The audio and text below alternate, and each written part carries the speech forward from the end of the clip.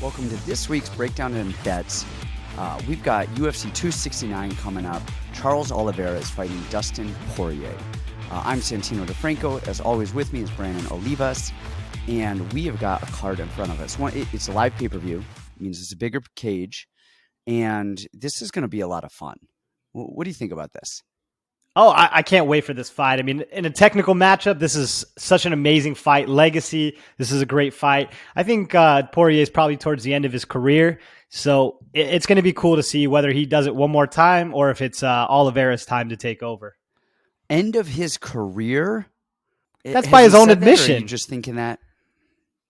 No, he said he doesn't need to fight. He doesn't even like it anymore. He just does it because he's good at it. He's close to the end. Okay. He's 32. He's not 50. But man, I'm not saying he's done. I'm saying by his own admission. Okay. So he's saying he might be at the end of his career. I thought you were saying, well, we think he's on his way out. He's on his way back down. I wish he would fight for another 4 or 5 years. I think he's awesome. Got it. So before we get to that, though, we got to talk about last week's card. We got to talk about a couple of things. Last week LFA was actually really good. I was going to say, how was your week last week? Yeah, the week was actually pretty good as a whole. Bellator, we had good picks on Bellator, good picks on LFA. The UFC, holy hell, we had some good picks on there. I actually ended up not doing horribly because of the bets. Now, the how we call the fights, and this is something else we have to talk about. What we call on the YouTube video, what we're doing right now, we're talking about the fights and we're talking about who we think is going to win the fights. But who we think is going to win the fights doesn't actually mean who we're going to bet on for the fight. I know, people in the Telegram, people on the Patreon know, like, we're talking about these fights, but it doesn't mean that we're betting them. We're not betting all. I mean, what is there, 15, 16 fights on a card? We're betting 3, 4, 5 fights on a card that we like a lot. So again, that said, but it was still a little rough. A lot of things went a lot of different ways. But overall, it was a pretty financial success. Well, the week was as a whole. Yeah, that's what I mean. The whole week, not. So LFA kicked UFC. Off. Yeah, Bellator kicked it off, guys. I loved that Kai Kamaka pick. I think that was one of the sharpest picks, the best picks of the week. Shabali, can't go wrong with him. There was a couple good ones, and I think most of all, the Bellator was a competitive card and it was a learning card. LFA kicked off. It was out here in Phoenix. A lot of your fighters, my teammates, they all fought. They looked phenomenal. I ended up doing about $50,000 on that LFA card. Off not a lot of capital. Off about 13,000 is what I put in. I will get to that story another time. Give me a few weeks. Not the day. Yeah, I'll get to this story in a few weeks here, maybe a few months. Maybe it never gets told, but I did about $50,000 in profit. And then we went on to the UFC card, which you find me somebody who says they killed that UFC card, I'll find you a liar. It really was, man. That was who saw. All right, the Smolko Morales one. What we learned there. I mean, we said this. We were watching tape on Smolko, and we're like, "There's no way Smolko can win this." And then we watched tape on Morales, and we're like, "Man, no way Morales can win this." What we learned there. I mean, I don't think anybody saw a one-punch knockout coming, but what we learned there is not to bet the best of the worst. Yeah. A lesson that I heard from my guy UFC Shark a long time ago, he would always tell me, you never bet on a bad fighter. It doesn't matter if you think they're going to win the matchup. Just don't bet on the bad fighter. Now, I violate that rule all the time because I'm like, they're not as bad as the other one. But maybe that's just a reminder to stay sharp on that one. Yeah, I think so. I think that's definitely the play there. And the other one is, we've talked about this before. Cardio. Now, Leo Santos and Clay Guida. But Leo Santos hasn't had cardio issues in the past. He blew his load and adrenalined himself out trying to finish Guida. But, and there's a big but, I thought Santos was going to murder Guida. I think he was pretty close to murdering him. And and then he just didn't die. But even that, and I don't know if you'd count this as that, but always bet cardio. Like I don't know if you can really, because I don't really think it was cardio. I think it was adrenaline. Um, and then the last learning thing is shit happens. Jimmy Crute, Brendan Allen. I mean, that's why they fight. We don't fight on paper. You actually fight because anything can happen. And both those guys lost, and that was just random and crazy. Yeah. Great fights. And I've said this the whole time. Never once have you ever heard me say that Chris Curtis is not UFC caliber worthy. I've actually said the opposite a long time. I said he's good. I love the guy a lot. I thought Brendan Allen was going to win, and I would probably take Brendan Allen again if I had to. I don't think it's a bad bet. I think I did bet the better fighter, but man, Chris Curtis is just game, and he's an ultra veteran. Now, as far as the Jimmy Crute one, right? I had talked up Jimmy Crute a long time, and somebody actually left a comment last week and was like, "Man, the way that Crute was getting hit, I just can't see. I can't see him getting past Jamal Hill." And you had actually texted me that right before the fight came on, and I did not want to touch Jimmy Crute after that. And I felt like I had to, just because I had to put my money where my mouth is a little bit. So I think I put $1,000 or $2,000 with Jimmy Crute. I lost a lot on that card. I think I lost, I don't know, 15 grand off the bat. And I ended up making it back on Fiziev and Aldo, straight bets. It was a learning experience. It was rough, but it was fun. It was fun. Before we get onto this card, UFC 269, make sure you guys like our channel, subscribe to us on YouTube, and then also we have a Patreon that is out. It is in the link. A lot of people wanted our bets. They wanted to see our bets on the local cards, on the regional shows. We on the Patreon, we've got a lot of extra stuff. We're giving main event breakdowns. We are giving our actual picks, not just who we think is going to win and lose like we do on the show, but we give our actual bets of who we like for the week. Brandon does a great job with the regional card. And there's a lot of other stuff. You also get access to our Telegram, which is insane when it comes time to just talking about the fights, just every little fight, details as they come up, answering questions and going.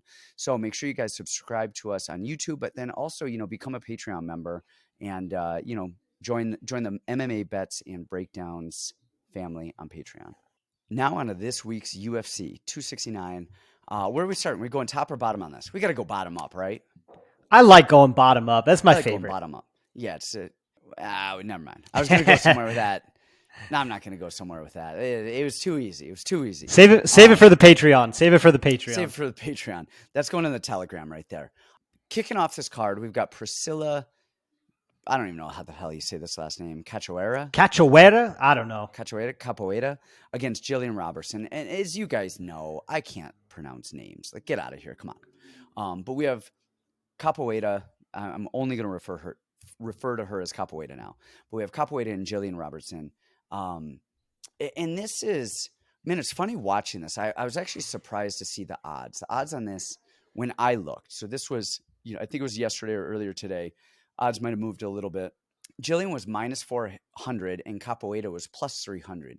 And I actually thought that Jillian, as I was looking at this, I thought, man, maybe, because I looked at fight tape before I looked at the odds. And I was thinking, man, maybe because of the record, Capoeira, I think, what is she, 9-2, 11-2? Do you know off the top of your head? She is 10-3. 10-3. And then you have Jillian Robertson, who's like 9-5, 9-6. And I thought, man, Robertson's probably a dog. And I really like the stylistic matchup. And then I went and looked at the odds. And Jillian's a huge favorite. And Capoeira's a plus 300. And I was like, oh, that makes sense. I thought I was onto something there. But, Capoeira, she's a clean striker. She's tough, and she stays calm. She has good cardio. We saw that in the, Gina Mazzani fight, okay? And really Robertson is 8-6, 9-6, whatever she is. And I don't know that Robertson's ever going to really crack the top 10, but she's tough. She has good fights. She has tough fights. I think the issue here is Capoeira's takedown defense and that it doesn't exist. And Jillian, she doesn't have great actual, I would say technical takedowns, but man, she can scramble and wiggle and pull a fight to the ground. And then she does a really good job of attacking half guard and coming up on top. She just somehow finds her way to the ground and finds her way on top. She almost reminds me of Haney Yaya. He fought a couple weeks ago. He is just doesn't have great takedowns, but he will find a way to get it into his zone. And I think she wins it. Is there much to talk about on this one? What do you have much to add here? Not really. I'm with you on most things. I do want to disagree with you on a couple things. I don't think that Priscilla's stand-up is very crisp or clean. I think she hits hard, and that's an attribute all itself, but I don't think it's clean. It's not we talked about this a little bit earlier. Basic is one thing. Predictable is a separate thing. She's predictable. I think she's a little bit slow, and I think she does gas out. I mean, I watched the Molly McCann fight. She was huffing and puffing. She was exhausted. Even the Mazzani fight, she was a little bit tired, and Mazzani was the one who did all of the work. She was taking her down 100 times, and Mazzani is no world beater. We'll just end it really quickly with this. The read on this fight for me, I am with you. The odds are a little shocking to me. To have minus 400 for Jillian Robertson's a little bit insane. But I'll take a win. A win's a win's a win, right? And it may not pay out as good as I would like it to, but I think this is an easy win here. The read on this one is Claudio Puelles and Gritzmacher from last week in the first round. It is one person doesn't even pretend to stop a takedown, and the other person doesn't let them up, sticks to them like glue, has good jiu-jitsu, has good wherewithal. So for me, this is Claudio Puelles, Grits, round 1, but for 3 rounds, if it even goes there, I think that Jill could get the finish pretty quickly here. Yeah, and for as basic as Jillian's stand-up is, one, it's improved, but she knows that she's not a stand-up fighter. She knows what she's good at. She knows what she's not good at. And she does a good job. We're going to talk about Ryan Hall later on. Kind of reminds me of Ryan Hall a little bit in the sense where she doesn't engage a lot standing. She knows to stay on the outside. She knows not to engage in these fiery exchanges. So she moves a little bit, moves a little bit, and then she finds her entrance when it's time. So I think her fight IQ is above some of her technical abilities, but I think she's aware of that, and she knows how to win and how she's going to win and how she's not going to win. So I like this. I don't like a short fight here. So if you're going to choose a prop on this, I think it's I think it's a over 1.5, over 2, something like that. I don't think it's early, but I think I like Jillian here. And if you want to sweeten it, you throw it in a parlay and add some money to it. I actually like a finish here. I like a finish. It could be early. I really just see Jill taking her down, taking her back, and submitting her pretty quickly here. That girl's jiu-jitsu is so rudimentary. Yeah, I'm not opposed to a finish, but I don't think it's happening in round 1. All right, fair enough. Next up, we've got Randy Costa, Tony Kelley. Why don't you lead this one off? Yes, Mr. Tony Kelley. I love this human being. He is by far one of the most entertaining characters that I've ever come across in my MMA career. We know Tony Kelley very well. We trained with him for a long, long time at Fight Ready and at Siege MMA. I think he was actually one of the rare guys that stayed at Siege primarily out of all that group of people. Now, he is a phenomenal, phenomenal kickboxer. I mean, I can't count how many times I'd be cutting weight down to 25 and he's fully loaded at, 170 pounds and just lighting me up, just rocking me every single time. He is let's go light, and just rocking me. Tony's awesome. He's technical. He's a great kickboxer. Very, very good fighter. And on the other end. Oh, no. Yeah, sorry, go ahead. Sorry. To add to that, Tony is we have 2 of these too. So we've got a Jillian Robertson comparison with Ryan Hall. I'm going to compare Tony Kelley later on to Aaron Blanchfield, and you'll understand. He's a mean son of a bitch. When he fights, he is finding these little positions, elbows, knees, kneeing people in the chest on the ground, elbow in the top of their head. He's just one of those guys that even if you fight him, you win, you come out beat up, hurt. You're wondering why the back of your calf hurts and the inside of your thigh and the back of your spine. And it's because then you look later and he's got his chin in your spine and he's toe kicking your calf. And you're like, when the hell did this shit even happen? And I like that as a fighter, just in general, just being mean. But, on to Randy Costa. What do you think? Yeah, I actually love Randy Costa. I picked him in that last fight, not really on anything more than just a complete whim. I thought that Giannis fight was a complete toss-up, and we almost saw it play out that way. To be honest, I think that the cardio issues are going to get corrected. I think a lot of the lines are plays on the cardio problems of Randy Costa, and I think it's going to be overstated. I think as he matures, as he grows with Sanford MMA, it's going to get corrected. I think anybody will have cardio problems. We just saw it with Leo Santos. When you put somebody on death's door and you swing for the fences and you try to finish the fight, you're going to have cardio problems. And what I'm seeing with this one, I think Tony's got cardio problems. I think Tony's got cardio problems at 135 pounds. And I think he's got some chin issues at 135 pounds. I mean, how many times do we see people that move down a weight class? They can't take the same shot as they could at the higher weight class. So for me, this is actually probably one of my favorite spots this week. I like Randy Costa for the weird angles, the straight punches, the power. I think he's a smooth, clean striker, and so is Tony. But I trust the guy who makes 35 routinely and regularly for his entire career. And last thing I'll say about it, I see Tony sometimes make bad decisions in the grappling. I think Tony's very talented, but sometimes he has the curse of thinking his jiu-jitsu is a lot better than it is. I think my jiu-jitsu is probably better than Tony's, and I don't trust my jiu-jitsu that much. I just not a huge fan of his decision-making, so I'm going to go Randy Costa here. I do not know how to play this in terms of a winner. Like I said, Tony is mean. His stand-up is great. His Muay Thai is great. So, he's got the same he came up in the same gym as Danger Schnell, who Matt Schnell we'll see later. Spent some time in Thailand. Really a phenomenal kickboxer. His wrestling is not great. His wrestling defense is not great, but he does a good job of creating scrambles and throwing submissions and moving on the ground that makes things a little bit harder. We saw that with the Aliakesa fight where he's throwing arm bars, triangles, and really scrambling and doing well. And honestly, man, I think anybody else would have tapped to that arm bar that he had Aliakesa in.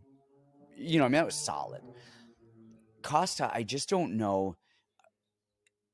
Does he have cardio issues, or like you said, is it adrenaline issues? And those are two very different things. You could have the best cardio in the world and the adrenaline hits and it doesn't matter. You're dead tired. I like Costa. I think we both picked Costa in that Adrian Yanez fight. And then, like we said, it almost played out that way. He gassed himself out, and Yanez is just tougher than we see it. I honestly see this fight going exactly how that Yanez fight went. Round one, Costa's going to go out there, throw a lot of dynamic stuff. He's going to move well. He's tough as hell. He's fast. He's got those karate kicks, and then he fires straight punches down the middle. Can he put Tony out? And if he can't, then I think things get a little interesting there. I don't know that Tony has horrible cardio issues. He took the Kai Kamaka fight on 5 days' notice. 45 though. Well, yeah, that was at 45. Okay. But the fight before that, he was at 35. So he actually, before he came back to the UFC, he was at 35. He made 35. And he was a 45er, but he had a lot of medical issues. After that, he fought Kevin Aguilar for the LFA title in a 5-round fight. Before the fight, he blew everything out in his knee. That's why we didn't see him. If you look at his record, he had a 3 year layoff, whatever it was. Everything in his knee was gone. He moved to Colorado, was on a farm, just doing random. I mean, he was like living a hippie life. We kind of dragged him back in. Listed on his record, he'd never had a bantamweight fight until the Al Qasi fight. The fight before UFC was Andy Brossett. It says it was a featherweight main event, and every single fight is featherweight besides the Al Qasi fight. Okay, I thought that was I thought he went down in weight. Just if that makes a difference, because to me that's the big play here. See, I don't know if it does, because he was so much bigger during that Kevin Aguilar fight. Before he went rogue and went in Colorado and started living off the land. I mean, he literally was at like some encampment learning how to farm for like 2 years or 3, whatever it was. He lost a lot of weight during that surgery. He came back a smaller frame, tiny human. So he was smaller than I am. Yeah. So he didn't come back like big and then he started losing the weight. He lost a lot of weight and now that's his natural body weight right there. Um, I don't know if I even want to touch this because not even because of Tony, not even because of Tony Kelley's chin. I don't know that I want to see Randy Costa fight one more time because I like Randy Costa. I like him a lot. I have too many questions after that Adrian Yanez fight to be comfortable or confident in him because we need to see was he one more learning experience, one more download the data. Yep, I need to see the data before I'm happy and agree to anything Costa related. That said, Kelley is a plus 163, Costa is a minus 200. I think those are probably fair odds. I don't know. It scares me because I don't know what we're getting with Costa. And honestly, if you put a lot down, it could cost you. It could. What's the next fight on the card? Is that Miranda? All righty, we have Mr. Ryan Hall versus Darrick Minner. Man, I'm writing down the timestamps, you guys, when we're doing this because you guys always complain. Timestamps. So I'm writing down the freaking timestamps for you. All right. You know what, guys? That was supposed to be my job, and I think handicapper is, it's what they call people that sell picks. That is just actually my relationship with computers. Is it's very handicapped, to say the least, and timestamps are one of them. It is, and it's a real pain in the ass to have to go back and find all these timestamps and put them up for you guys. So, and then I listened to us and I said, "Wait a minute, I don't agree with that." Go back. But anyway, so Ryan Hall, Darrick Minner. This is a grappler's dream. Ryan Hall is one of the most stylistic fighters. Who have we seen that's this stylistic? Bobby Green. Yeah, but he's a weird fighter. He's not normal. He's not a normal fighter, but he's I would say he's more well-rounded. Paul Harris. You got Paul Harris, who was he was a one-trick pony with those heel hooks. I don't know. Is there anybody else who's just such a stylistic? Ryan Hall is a complete jiu-jitsu. You got Wonder Boy. Yeah. Yep. Wonder Boy. Just a straight karate guy. I don't know if I could think of anybody else so specific in their movements than Ryan Hall, Husmar Paul Harris. Man, crazy. Why don't you lead on this one? Yeah, we actually talked a little bit earlier because I could not figure out a way to find this fight. And I still am not in love with the fight. So looking at the ages, right, we have 36-year-old Ryan Hall versus 31-year-old Darrick Minner. So we kind of talk about that, the dividing line, right, the 35-year-old mark. Well, Ryan Hall's 36, and he just came off of a brutal knockout by Ilia Topuria, right? That was a brutal knockout. It was a sad way to see a legend go out, at least in that fight. So now here he comes against Darrick Minner, right, who seems to be on the rise until his last fight where the same exact thing happened. He was winning the fight until he got tired and he got elkined. I think we talked about this. Fighting Ryan Hall is not a normal fight. I think Ilia Topuria is one of the best guys in the UFC, and I could not feel confident picking Topuria against Ryan Hall, not because of the skills, but because of how Ryan Hall fights. It's so bizarre. It's so crazy. It just takes one slip up. I want to put it like this. The age is on the side of Minner. The cardio is on the side of Ryan Hall. The grappling, I would say, is on the side of Ryan Hall. And then the striking, we kind of call it a wash, right? Ryan Hall is tricky. He's calculated. He throws crazy stuff from crazy angles. And I would say Minner is definitely more fundamental. He hits like a truck. He throws everything super, super hard. So the big question in this fight is, do we see this get out of round one? Does Minner catch him? Does Minner catch him going for a leg lock, with punches? Or do we see a grappling exchange play out? And this is one I'm not super comfortable with, but if I had to give it, I'm going to go Ryan Hall. I'm going to take the guy who's the expert, the legend in grappling, who makes good decisions, who's got better cardio. That's what I like here. Darrick Minner is on the rise. That It's a funny statement to me, man. Man, I mean, he has a win over the formidable Charles Rosa, who's if he's not in the top 5 now, he will be soon. Only behind Bochniak, but he does have a win over Terrence McKinney. He does have a win over Terrence McKinney. Derek Minner, he's got some very slick jiu-jitsu. No, let me rephrase that. He has some very slick submissions in MMA fights. And that's a little bit different. Fundamentally, I don't honestly know how his fundamental jiu-jitsu is because you don't really see it. You see him attack these guillotines and triangles and dynamic stuff and then gas out and die. He has 12 losses on his record. He couldn't put away Charles Rosa, who again is hard to put away, but he's no Ryan Hall. I mean, I don't see a way that Minner wins this fight outside of a haymaker. I mean, and Ryan Hall is 8-2, and he's never been clipped with those haymakers. Even the Topuria fight wasn't standing; that was on the ground after he pulled guard. Topuria, defended well, came in the guard and threw. Ryan Hall does such a good job of keeping his distance with the kicks. He knows he can't punch to save his life. First of all, is he even awake in the cage? Have you ever seen anybody as asleep as him? And then he just rolls into stuff and goes. I'm like, does he know what adrenaline is? Does he realize he's actually in a cage, locked in a cage with another human about to fight in front of millions of people for money? I don't even know. I think he thinks he's getting milk out of the fridge at 12 o'clock at night. He reminds me of who's the Russian who just fought Danny Roberts, Ramazan Ameev. They're just always sleeping. Yeah, we just gotta go. Oh, I'm gonna fight. Do we have to do this now? We're awake. But Ryan Hall does such a good job with his kicks. He keeps people in this weird karate stance. Kind of kicks, throws the wheel kicks, throws the side kicks, keeps them away, and he kind of moves. He creates some panic in people because they don't know how to get inside. And when they do get inside, they decide to rush and blitz with punches because they're like, all right, I'm going in, I'm swinging, we're getting this. And then as they come in, Ryan Hall goes right underneath them and he Imanari rolls and he creates scrambles. With Darren Elkins, who's a really good wrestler, immediately the second they hit the mat, Darren Elkins' ass was hitting the mat. He's turning, he's going because Ryan Hall is so good attacking legs and submissions that he's creating these scrambles to get on top.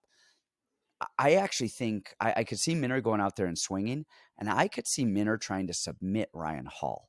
I think that he's going to go out swinging. They might clinch. Ryan Hall, of course, is going to Imanari roll and scramble a little bit, and I could see Minner attacking Ryan Hall's neck. I don't think he's going to get it, but I think he's going to tire Minner out. And we talked about it earlier. Don't bet on bad fighters. Don't bet on bad fighters. We just talked about this. And Minner is a bad fighter. We always talk about cardio, fight IQ. His cardio is some of the worst in the game of anybody who has ever fought in the UFC. Derek Minner's cardio is some of the worst.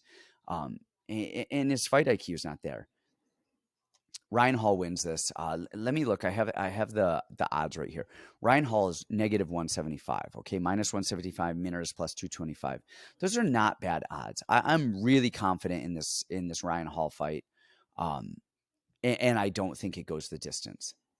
Looks like odds are climbing too. We have -200.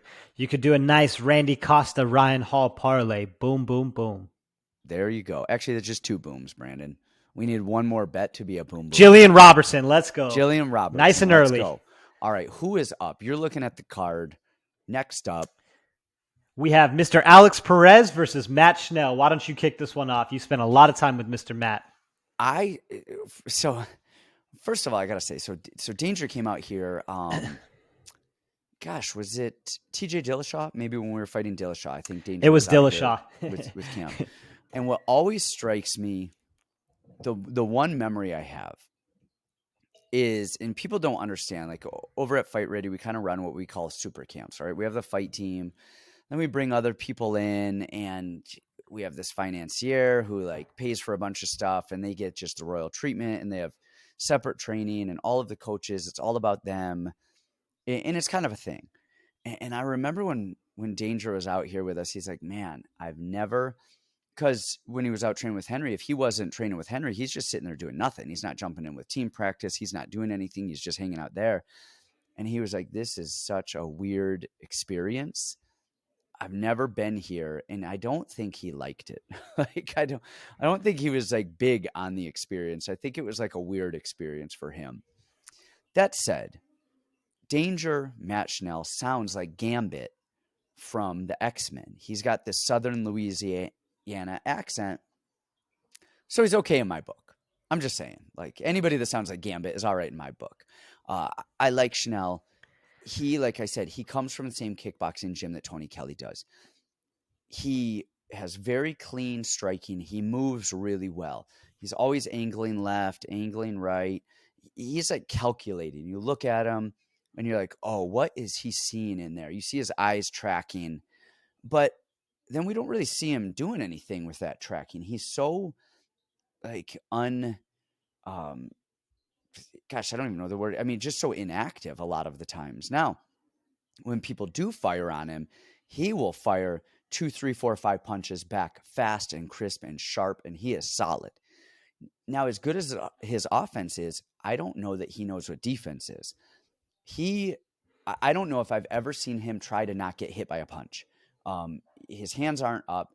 He doesn't move his head when people are throwing at him, and he doesn't check kicks at all. So for as good as his offense is, his defense, he kind of throws, caution to the wind. And just like Tony, he does not have great takedown defense, but he does attack well on the ground. As soon as he hits the mat, he's attacking. Perez on the other side is not as clean of a striker, but man, he has really good calf kicks, which Danger doesn't check calf kicks. His striking is not as sharp as Danger's at all, but he covers up. You watch him exit. He trains with Oyama, and he is immediately covering on the exit. He has good decisions there. He loops his punches, but he's more active, and he's got the wrestling advantage. Before we get into winners and losers, did I miss anything on a technical level that you want to add with either of these two? No, you hit the nail right on the head. That's all the reads that I had. I wanted to say this about Matt. I like Matt a lot. When he was out here, it was a real bummer. He asked me a lot of questions. Hey, you train, what's your record? He really wanted to train with me. And that was the sad thing is like you said, he couldn't train with anybody else because it wasn't for Henry. We couldn't get work in. We couldn't do anything, but we've talked over the years, just a little bit here or there, right? Matt to me is, like in wrestling, I was not a good wrestler, not in high school, but I would always see the kids with these like the Nike shoes, right? These like really nice Nike shoes.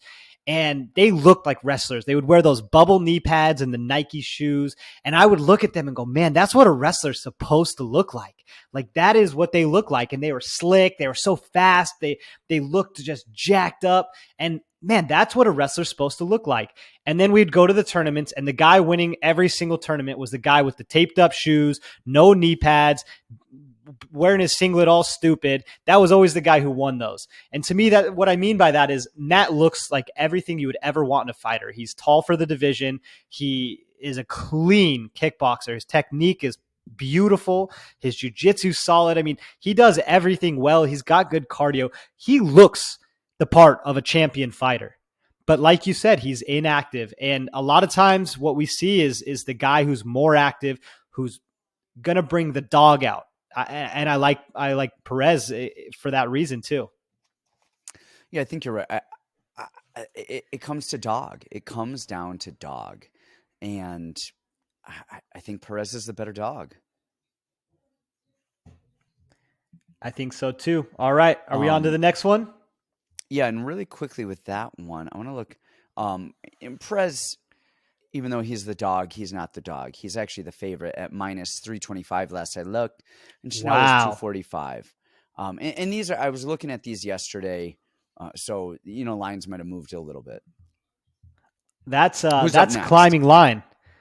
Okay. Up next, we have Miranda Maverick versus Erin Blanchfield. Why don't you start us off? Okay. So I had been teetering on this one all day. This is one of the main ones that I watched a lot of film on. Blanchfield is good, man. She's good. She had a fight with our girl Tracy, like we said, and that was a very close fight. I mean, honestly, could have gone either way to either one of them. Blanchfield is solid, and she's only gotten better since that fight, just like Tracy has. What I really like about Blanchfield, first of all, her grappling skills. She's a black belt in jiu-jitsu, I believe, and a decent one at that, especially for women MMA. She's solid. I love her high volume and her willingness just to stay in a fight and again, like we said, be a dog, make it a dog fight. I've been teetering back and forth on this one all day. And I talked with you a little bit about this one. I like Miranda Maverick now because the first thing I asked you when I kind of asked for your read on this one, I said, in the striking, do you see Miranda just clipping her and ending a quick night? And I think the read here, Miranda is so much more fundamentally solid. I think she's got, we talk about the bigger, more physical woman. I think that's Miranda Maverick. The better wrestling, I think that's Miranda Maverick. And honestly, the striking, it's just more solid. It's not so loopy and flowy just for the sake of volume. She is calculated. She is strong. She hits hard. And she's a little bit mean too. I like Miranda a lot here. I don't think you're wrong. I like, man, before I started looking at tape, I thought, man, I like Erin Blanchfield. We've talked about it. Erin Blanchfield fought Tracy, and she was mean. And she's much improved since when she fought Tracy. She's had a couple of head kick knockouts in Invicta, a couple solid wins against really good opponents. And honestly, it's kind of a testament to Tracy on her whole way up. She never got these like tomato cans. She fought really good girls her whole way up and fought her ass off and made her way to the UFC.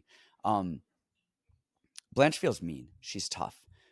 She's big too. She's not a small 25er. I mean, she's not as athletic and physically built as Miranda Maverick, but she's, sizable, good, solid woman. For as good as her jiu-jitsu is, and I think it's very good. I think it's very crafty. She doesn't have the wrestling to match it. She doesn't have bad wrestling. Don't get me wrong. It's not the worst, but her wrestling is not a strong point.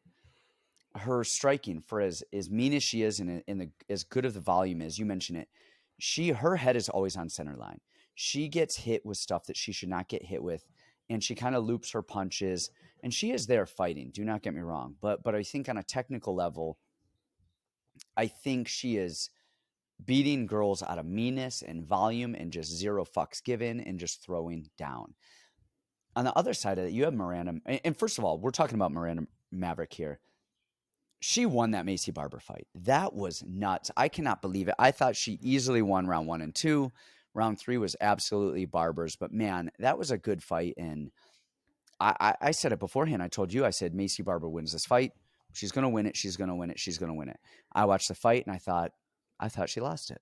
So I made money on that fight, and if the books called me up right now and asked me to give it back because of that one, I would happily hand it over.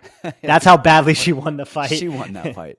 But, man, Miranda Maverick is physical, but more than that, her striking is clean. I want to find out more about her kickboxing instructor, her striking coaches.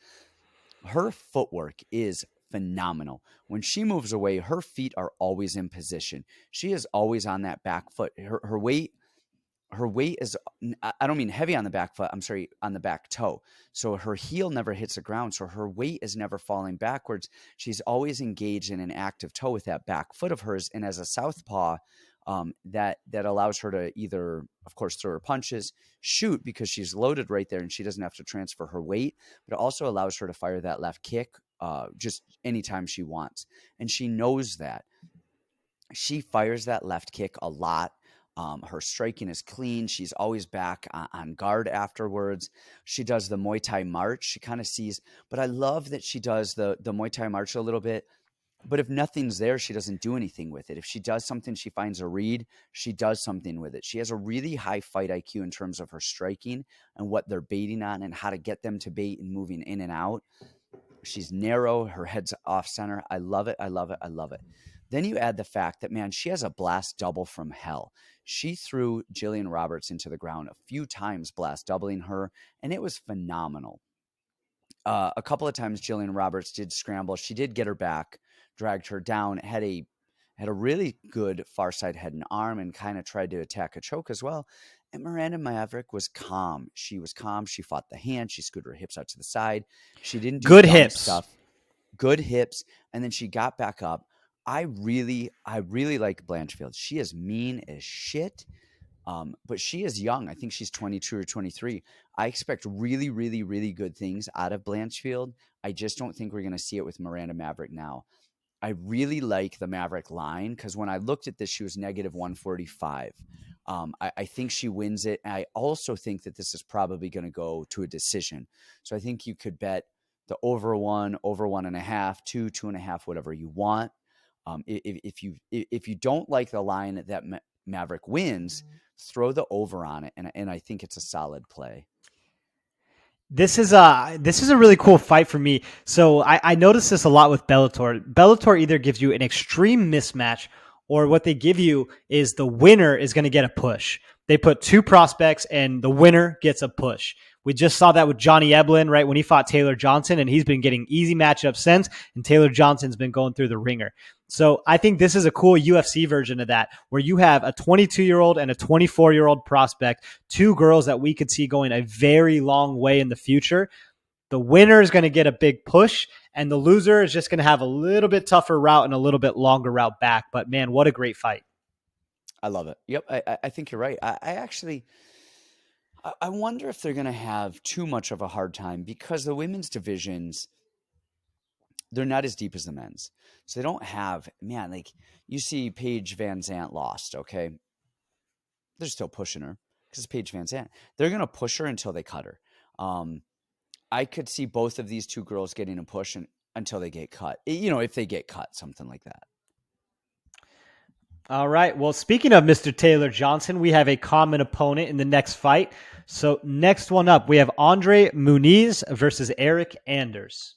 We do. Why don't you talk about this? Because as you guys know, I don't like to talk about my guys who are fighting, especially UFC and Bellator. I just find it weird. I'll say Eric looks really good for this camp. I'm really happy that he's fighting. He was supposed to fight Roman Dolidze. That fight got canceled. Eric ended up having COVID. No symptoms at all, just tested positive for COVID. I don't even know why the hell. Oh, I think he tested for his UFC test, and then he tested positive for COVID. Didn't even know he had it. And then he went home for a week and then came back when the Muniz fight was booked. Well, the one thing he never tested positive for was being a little bitch. He is a tough dude. He really is. And honestly, if you guys don't follow Eric Anders on like Instagram, go follow him. That dude is funny as hell. So if you want to laugh, man, go. And it's not like just gratuitous nonsense like Derek Lewis. Dude's legitimately funny. Go entertain yourself. He's a super good dude. Well, let's get into this fight a little bit then. So I did a lot of film study on Muniz, and let me just say this: he fought a 42 or 44-year-old Cachoeira, and after all the film study that I did, I still was going to go with the 42 or 44-year-old Cachoeira. I lost money on that fight. I'm not afraid to admit that. The film is not great to Muniz, right? The gas tank is certainly a huge, huge thing. I mean, how many fights have we seen him get up after the first round and he is exhausted? He is over it. He's done. But what I will say, and this is interesting. His jiu-jitsu is actually phenomenal, and it's not the arm bars that I'm actually impressed with. I think these guys are being a little bit complacent in the arm bars. They're kind of letting it go, thinking, I'll get out, and then it's too late. Right? I don't think it's the arm bars that are impressive. What I'm impressed with is actually his stand-ups, him coming on top, and it's his back takes and his back control. Those are the really good parts of his game. Now, I think if I were devising a plan, I think it would be a simple one, right? You get out of the first round, you wait till he's tired, you stuff takedowns, you don't engage in the grappling, and you just slowly weigh on him, punch him, kick him, and you just make him feel it. So this is a very tricky matchup. To be honest, this is not one that I want to put money behind either way. I love Eric. I think he's a good dude, but Muniz is fast, and he's fast with his transitions. And that's the part that scares me. So I think if Eric respects him, I think this is going to be a blowout. Eric destroys him. But I think if Eric for 1 second goes, nah, I'm too good to get submitted here, or nah, I'll deal with this when I get to it, I think Muniz has kind of a star power about him where he could catch something very, very, very quickly, and it's just going to be too late. So, truthfully, this is not a fight that I'm interested in betting either way. But the last thing I will say, I like Eric much better at 185 pounds than I do at 205. He looks so much faster. He looks so much smoother. He looked a little slow and clunky at 205. So 185, Eric, I think he's got a great shot. This might be the dog pick of the night here. Is he a dog? What are the odds right now? Let's find out. So it's close to a pick 'em. He's a plus 115 and Muniz is minus 135, 140. Okay, so that's pretty close on the odds. Now, just before we move on to the next fight, I am super impressed with his win over Cachoeira. However, there's a caveat here. There's a disclaimer, an asterisk. It kind of looked like Cachoeira was like what you said. Nah, I'm good. I'm Cachoeira. You're not going to submit me. And then, of course, he got submitted. Would it have gone the same way? Who knows? We don't know.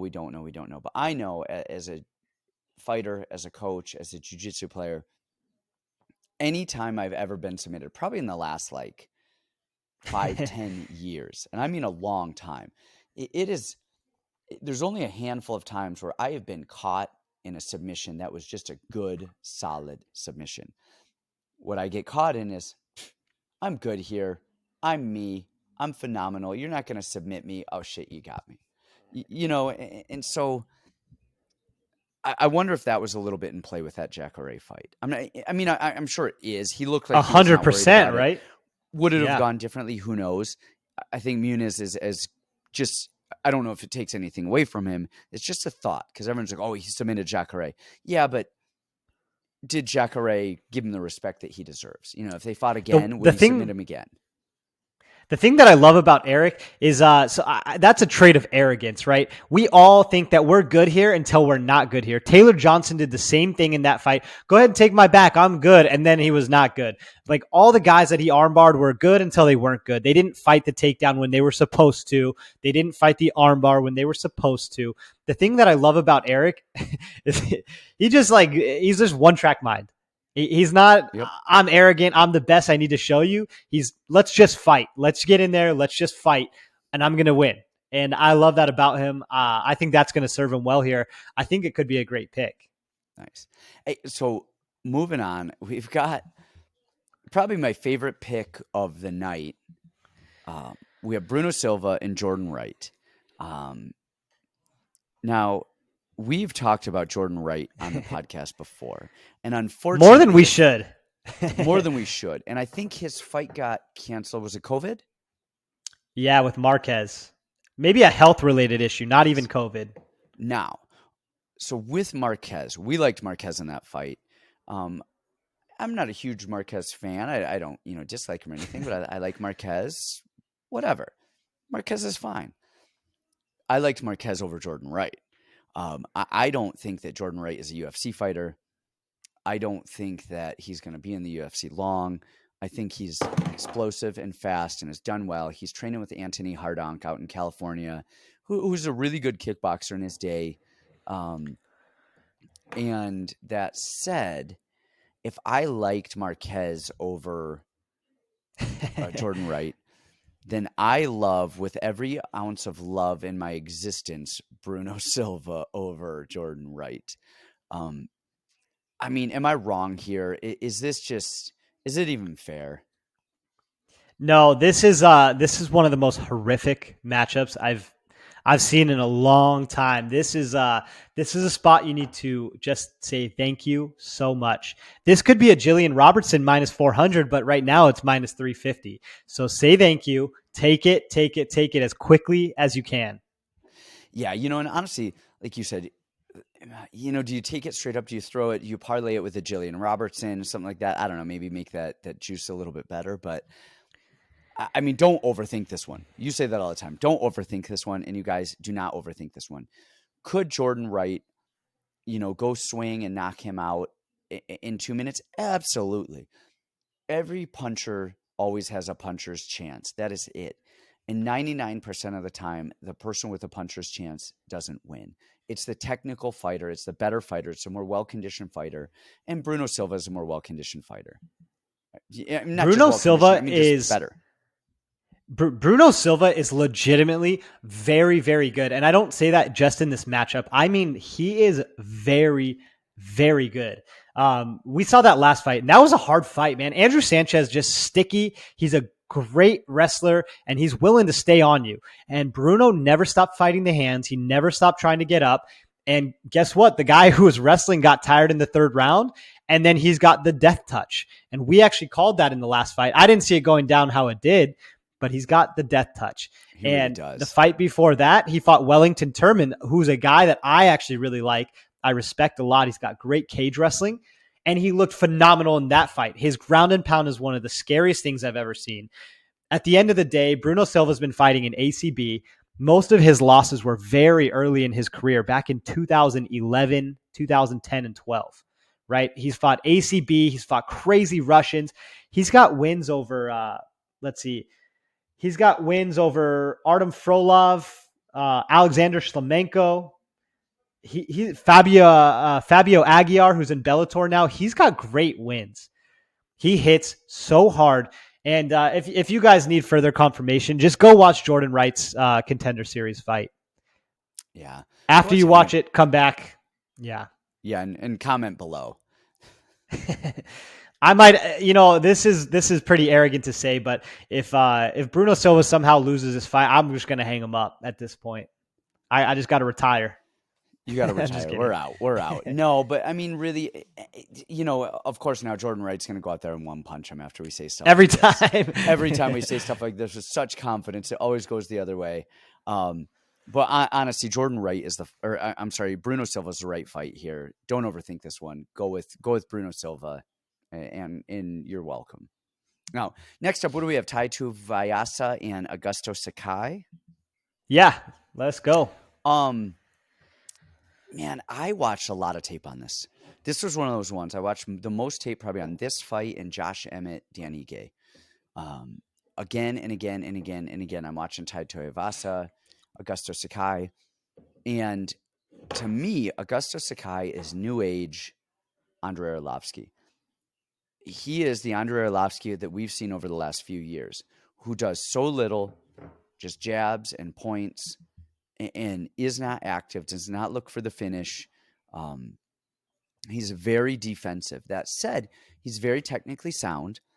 His footwork, he's always inching left and always inching right.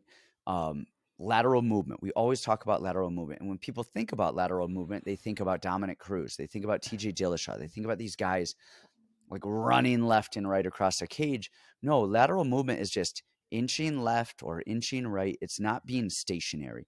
Remember, an object in motion tends to stay in motion. An object at rest tends to stay at rest. When you are standing there waiting for your opponent to do something and they do something, you're behind the ball. You have to, for you to actually see what's happening, react to it, for your brain to decide which way you're going and not, you don't have enough time to do it. It's like a baseball. Our brain, by the time baseballs come at us so fast, when you're playing baseball batter, you actually don't have time to see the baseball, register what it is, what type of pitch it is, and then fire. You actually have to, the best baseball players predict what type of a pitch it is the earliest. Same with tennis. They are able to predict what type of a pitch is coming at them sooner, and those are the people with the best batting average. Before that ball ever leaves the pitcher's hand, they've got to decide, oh, this is a slider, this is a curve, this is fastball. Sakai is never at rest. He's always inching away. So if he's moving left and something comes at him, he can easily continue to move left. Same with right. That is it. That's why we talk about inching offline, moving, keeping your head offline. These are little details, but Sakai does that. Okay, I'm getting a little overly wordy on a technical level, but this is stuff that happens with every fighter everywhere. If they stay in motion and they sit there and wait, things generally don't go well for them. Sakai is always moving. Now, The issue with that is even when he's moving, he's not taking damage because he has really good footwork. He has really good basics. But even as he's moving, he wants to counter so much that sometimes he does nothing. And he lets his opponents fill the air with anything, with punches, with kicks, with feints, stalking them down, marching them down. And he doesn't do a lot, a lot of the time. Now his opponents throw and he's more than willing to counter, but he's not out there looking for the finish. He's not out there. He's new age Orlovsky with a better chin, a younger new age Orlovsky. On the other side of that, you've got Tuivasa, who he's a Samoan. I don't know if he's actually Samoan, but he is that Samoan Islander, New Zealand. I mean, that native islander that comes from Pacific Islander. Okay, big tree trunks legs, big core, big hips, heavy hitter. And I like him. I like him as a brawler. I call him a technical brawler because he's not swinging and throwing himself all over the place, but he's not sharpshooting. His basics aren't phenomenal. He's a heavyweight slugger. What he does, though, is he fires 2, 3, 4 punches, and he's willing to fight. He's willing to engage. And on a technical level, I really see this as a really, really, really close fight. The one thing I want to see is he likes the uppercut. Tuivasa loves an uppercut. And Sakai, when people get too close to him, he loves to push off and kind of frame. He kind of pushes, and as he does, he ducks his head. And I wonder if one of those uppercuts is going to land on Sakai's chin as he's ducking down. They're both equal in the odds. When I looked at it last, they were both 110, minus 110. Really close fight. Who do you have? What do you got? Am I crazy here? No, I mean, not at all. You're right. So we were actually out there for Sakai's last fight against Jairzinho Rozenstruik, and we watched him at the PI all week, hitting mitts, moving. I said, man, this guy's so clean. His fundamentals are sharp. He's calm. He's composed. Exactly the things that you said. All that to say, I like Tai Tuivasa here. I will die on the Tai Tuivasa hill. I think that his striking doesn't get it the credit that it's due. I think it's actually very educated for the brawling style that he has. I think he hits so hard. I love his leg kicks. I love his uppercuts. I actually like his offensive wrestling. I think he's much better. I was watching Tai Tuivasa for the Greg Hardy fight, expecting this crazy Samoan that I could bet against. And what I found was a guy who's actually remarkably educated and well-versed for what he appears to be. So not saying that he's, some Dominic Cruz kind of guy, but for a heavyweight, you're right. He's a technical brawler that does a lot of things very, very well. I hope to see this as a stand-up affair. I really don't value a lot of Sakai's wins in the UFC. I mean, a lot of these guys are not there anymore, or they were close split decisions. I like Tuivasa here. I think he's getting better all the time. I think he does more things well. I think he fills the air. And if it's a striking fight, I'm going to give the edge to the guy with the power and the volume. I don't want to touch this one. I really don't like it in terms of bets. I think it's going to be a very close fight, and I think it's going to be a very boring fight. Even if somebody gets knocked out in a minute, 5 minutes, 10 minutes, 12 minutes, I think it's going to be boring. I think even we saw Rozenstruik in a boring fight with Sakai, and with 1 second left, clip him, TKO him, but it was very lackluster. He kind of hit him. He kind of fell down a little bit, and it kind of stopped the fight, and we're like, oh, are we done? That's what I see here. I think it's going to be a striking battle for 15 minutes. I think just off of range and footwork, I think Sakai gets the nod. I am not going on any hill, dying on any hill with either of these guys. I think it's a coin toss. I think the bet here is over half, over one, and which is crazy that Bovada's been doing over half a round, that's just awesome. Yeah.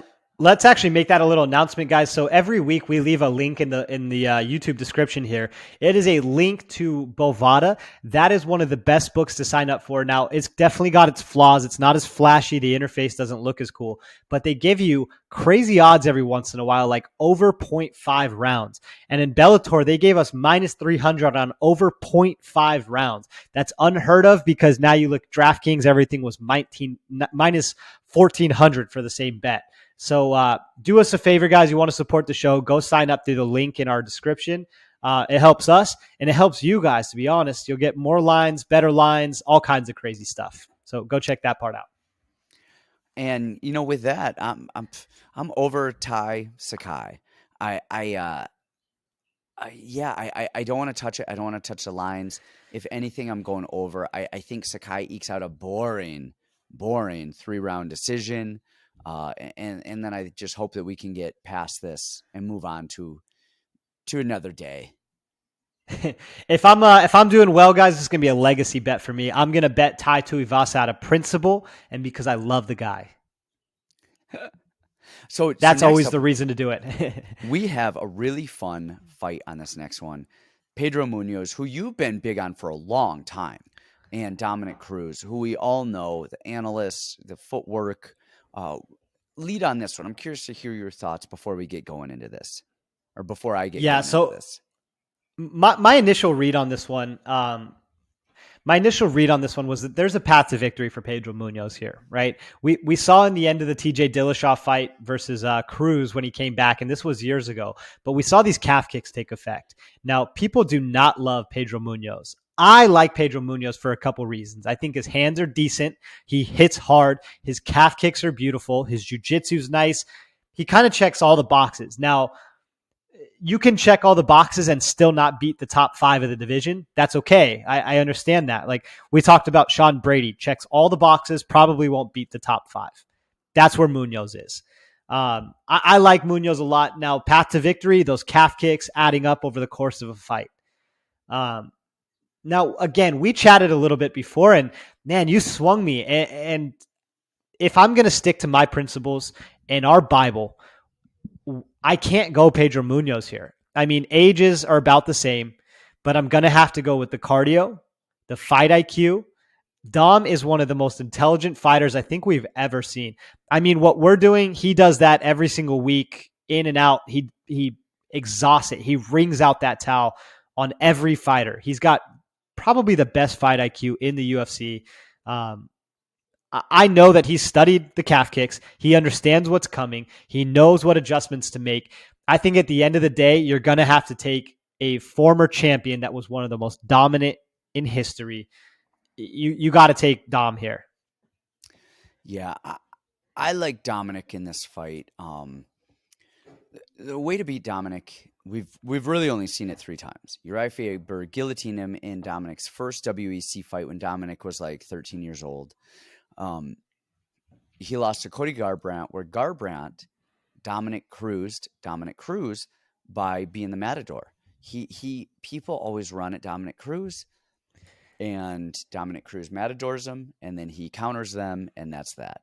And then we saw it with Henry Cejudo, and Henry Cejudo was in his face, but he is a different animal. And I think Pedro Munhoz is similar, striking wise, to Cejudo. He's boxing, he's in the face, he's calf kicking, but he's a poor man's version of it. There are levels to it, and I don't think he's on the level. Everybody talks about Dominic Cruz's footwork, okay? And his footwork really is something impressive. He kind of switches his stances back and forth. And what that does is, one, as he does it, he's not stationary. He's moving forward and back. And that forward and back movement kind of creates a, that magnet effect. You're pushing and pulling, a yo-yo effect, all right? Pushing people away, pulling them back in. And people don't know, is he coming or going? Is he attacking or is he feinting? Is he moving in and out? But the other thing about that is he moves laterally left and right, but he cuts these weird tight angles as he switches stances. So that really forces people to circle the opposite direction. The thing with Dominic is he is so hard to hit.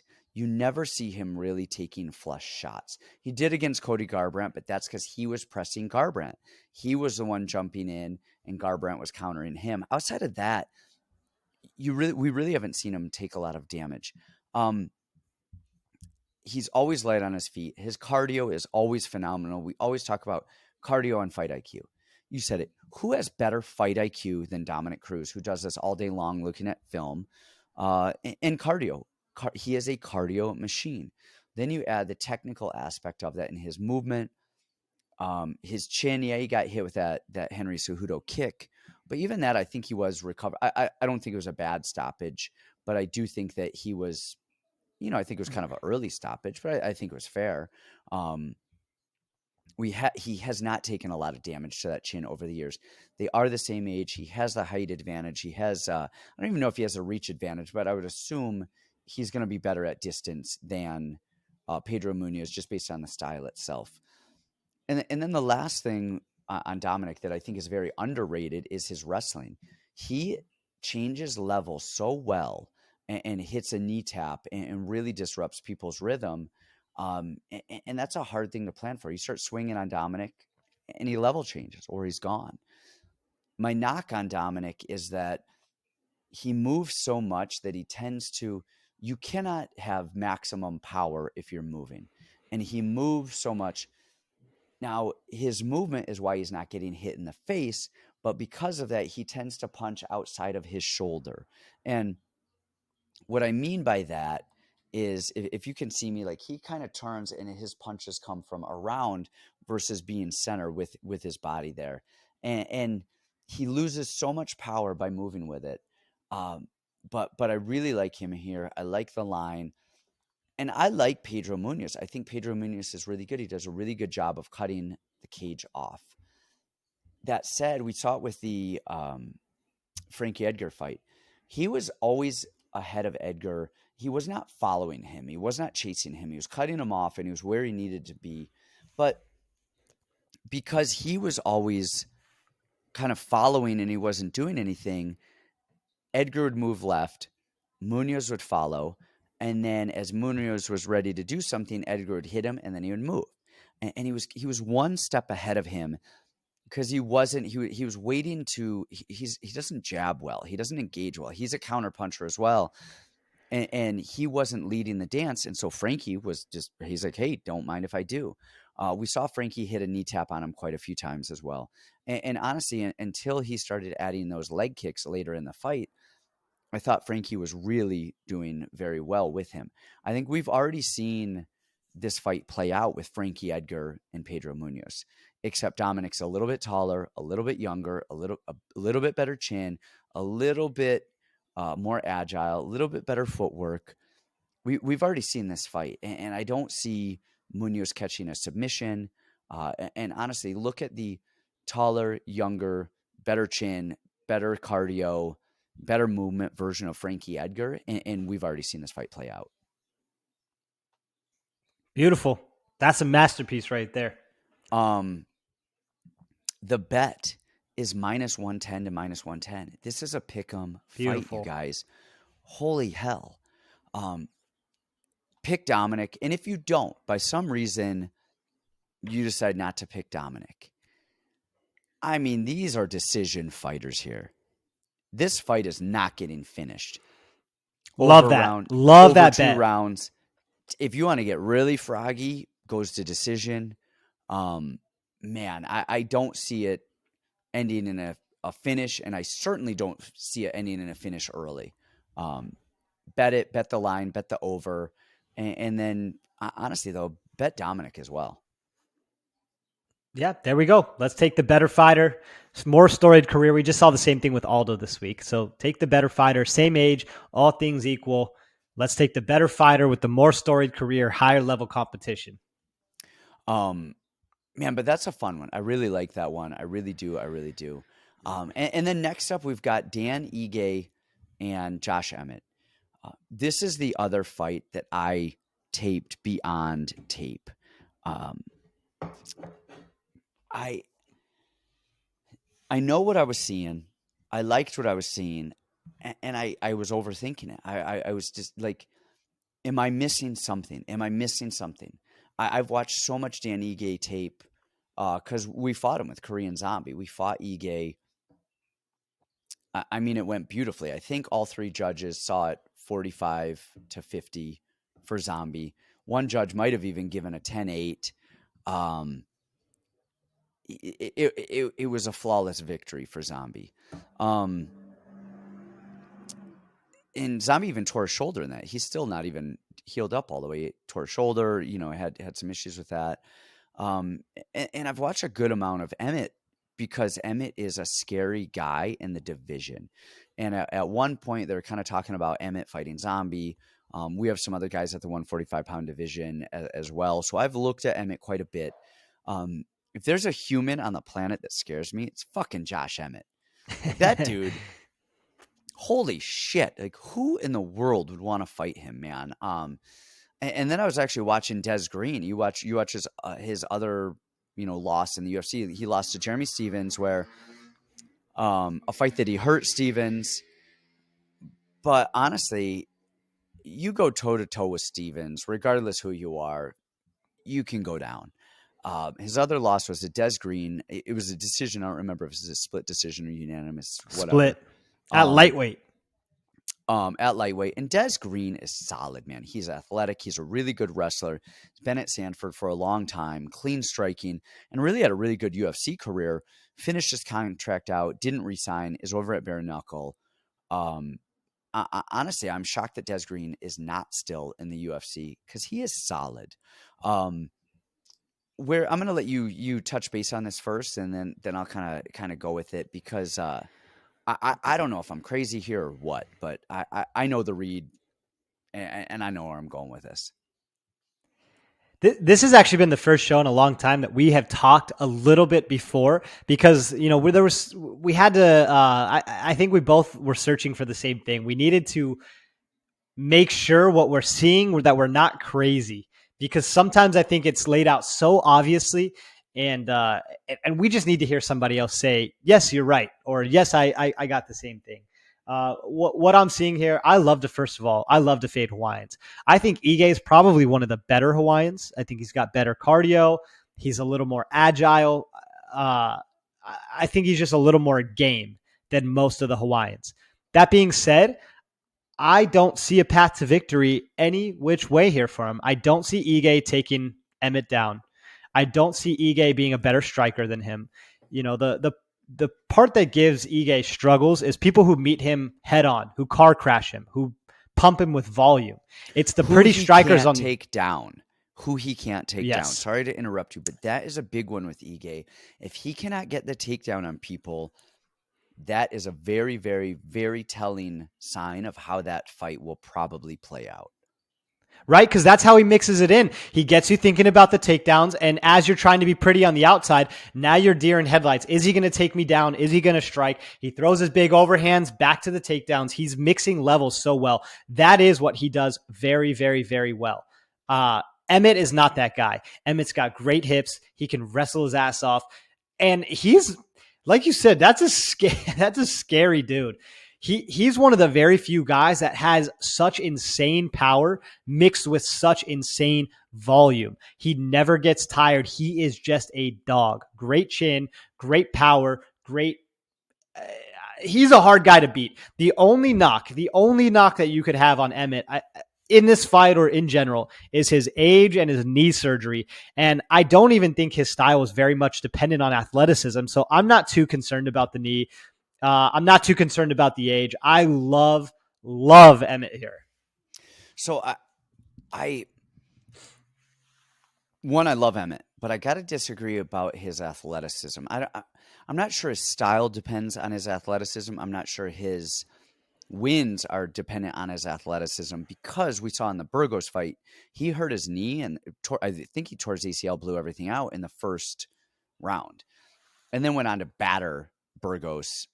Which, who does that? Burgos scares the shit out of me.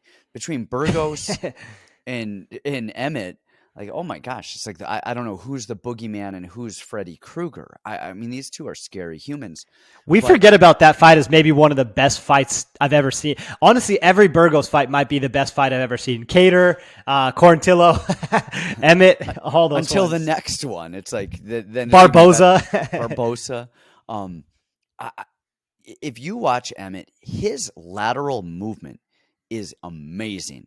He lunges left and right and in and out so quickly. It reminds me of a running back, of an NFL type athlete. He is very, very athletic.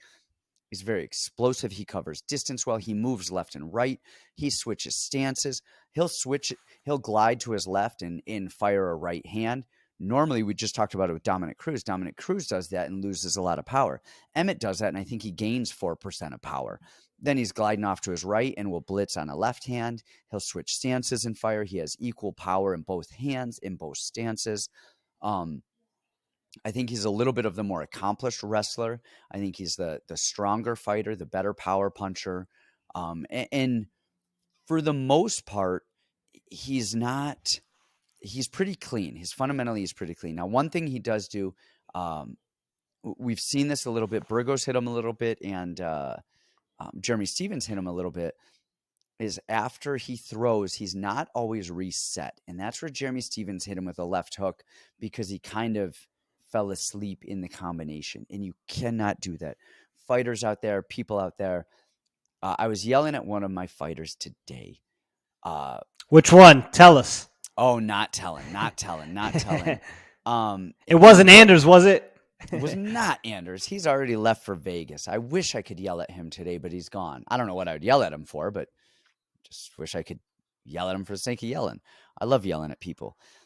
But I was telling him the most important thing a fighter can do, or one of the most important things a fighter can do, is find your exit. And what happens is fighters throw a punch, and then they just move away, drop their hands. They throw a punch, they throw a kick, they throw a combination, and then just exit as if the person you just threw a punch at is not going to fire a punch back. And most of the time they do. And if you are not ready for somebody to throw a punch at you, and if you bring your head back on center line, if your hands aren't up, if you're square, if you're not back, set, ready, assuming that somebody is swinging at you, you're going to get hit. Emmett's not horrible at that. But if there's a little flaw, I see that a little bit. Now, it's not a lot. It's not often. But I did see that with the Jeremy Stephens fight, and that's why he clipped him. Now, he caught him with a hook cross, a 3-2, just finding the exit, bang, down he went. Ige's wrestling is overrated. I would lace up the wrestling boots today, and I think I've got a solid shot. And I'm 39, and I don't train much anymore, and I hurt. I think his wrestling is very, very, very, very, very, very overrated. I think he attacks well. I think he pressures well. I think his cardio is good. His cardio is actually really good. He's the only, probably the best Hawaiian cardio there is. But that's what I said. He's been in Vegas for a long time. But I don't see a path to victory here. I think he almost always lunges in with a straight right or a lead hook. He tries to cover the distance. He caught Gavin Tucker with that because Gavin Tucker came in and they were opposite stance. Gavin Tucker came in at the same time as he did, fell right into a left hand, or I think it was a straight, maybe a straight right, and that was that. Hey, he caught him. Other than that, he lunges in. He doesn't do a great job setting up his punches. He does do a good job attacking the body, but he only does that. It kind of seems like is when he doesn't find success up top. It's not like he's going head, body. It's calculated. It's kind of like, hey, I can't reach the head. I'm not finding my way in. I start attacking the body. I don't really see him make great adjustments. Even one of the fights I was watching, I forget who it was. Might have been Cater, and they were talking about these great adjustments that Ige was making mid-fight and this and that. And I really I didn't see him. I didn't see these great adjustments. What I saw when he was fighting Cater is that Cater would take these long moments when he just decided not to fight and was just kind of like lulling and moving and doing whatever. And anytime Cater decided to fight, he was effective and he was offensive and he was scoring, and it was all Cater. I think Cater would just kind of like lull himself to sleep a little bit and let Ige do stuff. Ige will shoot in and pull guard. I mean, we've seen that if he shoots in and gets his initial shot stuffed out in the open, he pulls guard. If he can't, he goes to the fence. He'll rush you to the fence, and he doesn't have great fence cage wrestling. He's just holding you there. Emmett wins this. I'm not sure if it's a finish. I don't think it's early. I think bet the house on Emmett. Let me see just really quickly. Bet the house. Bet the house, man. We have not seen Ige ever finished, okay? So I wouldn't be surprised if he gets through it here. What are the odds on this one? Let me pull that up really quickly as well. Minus 160 for Emmett, and then we have plus 140 for Dan Ige. Man, beautiful odds. Great. On a fight that I'm very confident in. Emmett, man, I'm going to thank you and send you a Christmas gift after this. That might be a perfect pairing with Bruno Silva. Yeah, yes, I like that a lot. I like that a lot. Next up, who do we got? We got Sean O'Malley versus Raulian Paiva. Man, how much does the world and the UFC love Sean O'Malley right now? How could you not? How could you not love Sean O'Malley? How could you not love Sean O'Malley? Do you know what Sean O'Malley is? Tell me what Sean O'Malley is. Sean O'Malley is Adele. And here's why he's Adele. I thought you said Odell for a minute. I thought you were talking Odell. He's Beckham. Odell also. Odell also. OBJ. And I was like, wait, well, where are you going with this? Now, tattoos, crazy hair. Initially, I thought you went Rockstar. OBJ on it, and then you went Adele on it. And so I'm actually even more curious. The Adele. Here's why Sean O'Malley is Adele. This is what drives me insane. And you know what? Hamzat, he's Adele too. Everybody's Adele. People get upset. Everybody can't be Adele. I see Ham. We're not all Adele over here. No, we're not all Adele. Sean O'Malley and Hamzat are Adele. No, but here's what I mean by that, right? So I talk to people all the time and they say, I don't really like Adele. She's overplayed on the radio. Well, why is she overplayed on the radio? It's because everyone loves the song because she's amazing. She's phenomenal. Good. She's the best singer. Oh my God. Maybe ever. Like honestly, talent for talent, she is so good. She's amazing. Now I'm not saying Sean O'Malley is the greatest of all time, but what I mean is he's the song on the radio that people hate because it is so good, because it's played so much, because it's in your face. You see it all the time.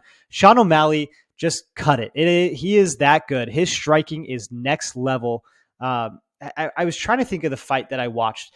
This may be it's up there with the Conor McGregor versus Eddie Alvarez for one of the best striking performances I've ever seen was Sean O'Malley versus David Nuzzo here in Phoenix.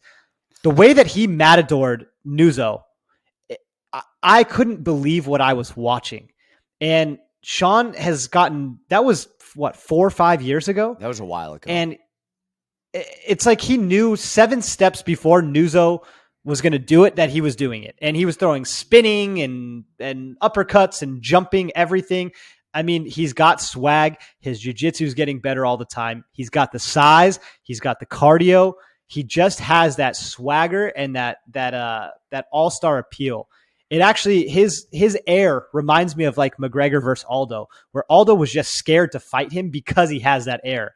And I think Paiva he's a big flyweight. He's an average size bantamweight whose striking is, like we said, it's basic. I think that Sean O'Malley's striking is leagues above Raulian Paiva. He does more things well. Believe the hype. He is Adele. He is going to win this one. I love Sean O'Malley here. I like O'Malley a lot on this. You hit it. Paiva's a large flyweight, but his first fight up to bantamweight was against Kyler Phillips, Sean O'Malley's training partner. So they know Paiva. they know what they're getting into. And for as phenomenal as Kyler Phillips is, he is athletic. He is really good. He's really dynamic.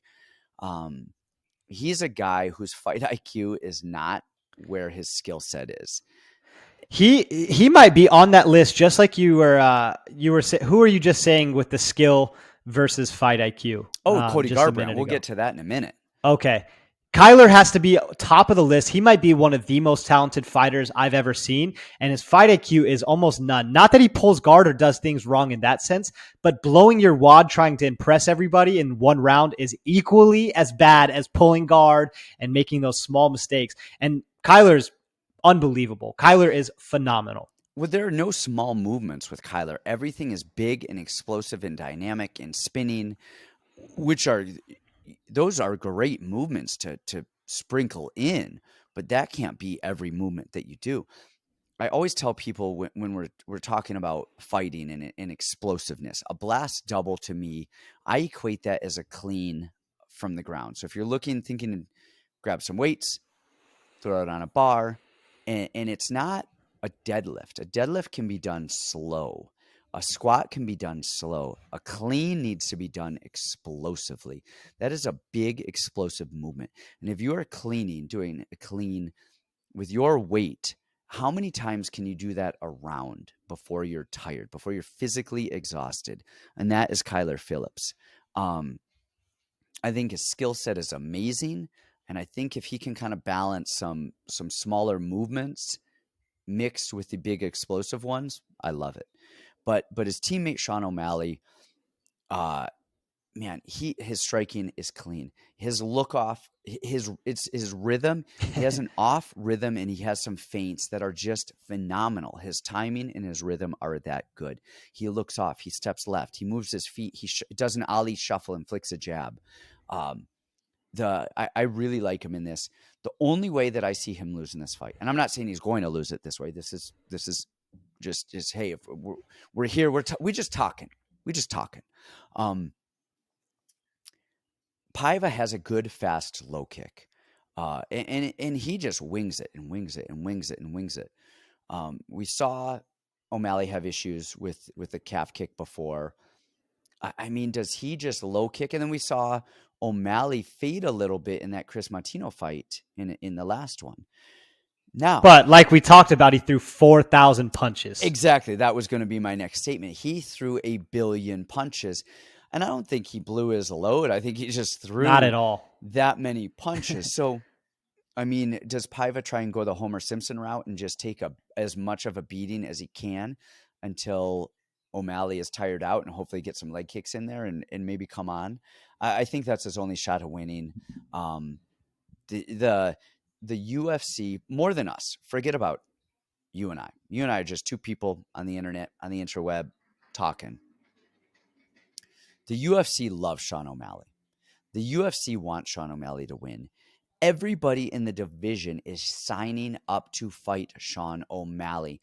When he had whoever his opponent was last who pulled out, everybody in the 135-pound division stepped up and was like, I'll take the Sean O'Malley fight over here. Teacher, call on me. And they found a guy who was like 8-4, 8-5 out of New England last minute in Chris Martino, who they picked instead of everybody on the UFC roster. They want him to win. This is as much of a sure win as you can get on the UFC parts, so they can keep building him. I love O'Malley here. I want to know, this is a Khamzat situation. Is O'Malley that good? Yes. Is Khamzat that good? Yes. Is O'Malley ready for a title shot? No. Neither is Khamzat. Not because they're not ready for it or anything. Maybe they are, maybe they're not. Who knows? They haven't fought the guys in the division. They haven't won those fights in the division, and they haven't earned their way up the division and into the ranks. I want to see O'Malley fight some ranked guys. We saw it with Chito. He got hit with a calf kick. Life sucks. That was weird. I want to see him fight another ranked guy. I want to see where O'Malley's at. I like him. I think he's good. I want to see him tested, and I want to see him fight somebody so we can see him fight for the title. Don't give O'Malley a title shot until he beats the Sanhagens, the Aljos, the TJs. Great fight too. Yeah, the Dominics. Like, man, there's a lot of good guys in that division. Make him fight a couple of those guys beforehand. I have not seen the UFC build somebody for as long as they have built Sean O'Malley. I mean, you look at some of these guys, they have one fight against an unranked person, and then the next fight they're fighting top 10, top 5, and it's just so quick. And O'Malley, they've been building for years and years and years. I mean, and I think he's probably the high. He's getting the Conor. Yeah, treatment. and he's probably the highest paid fighter ever outside of the top 15. Easily. He doesn't need to work anymore.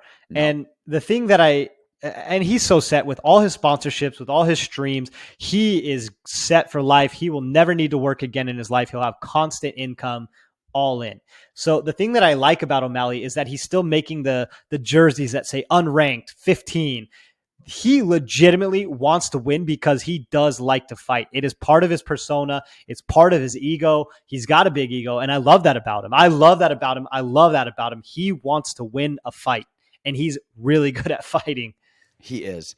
Separately, just another random note. He flew a private jet up to Vegas for this. That cost money. And in terms of ego, you see him on the TV, on the screen, he has an ego.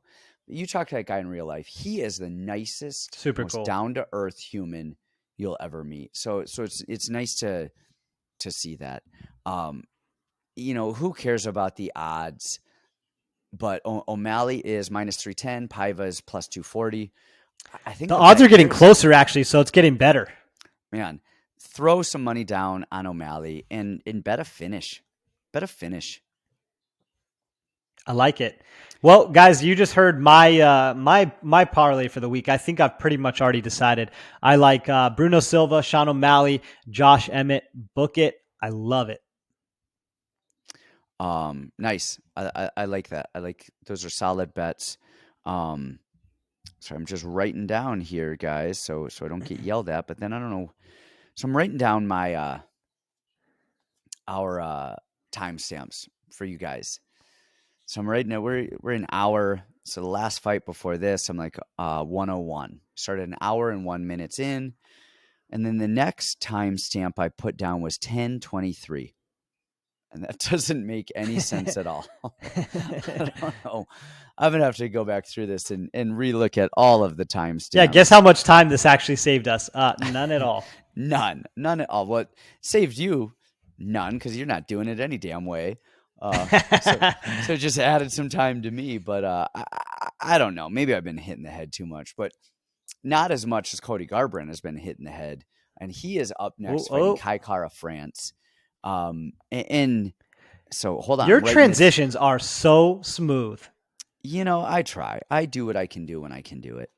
I think my handwriting, I just think is that bad. I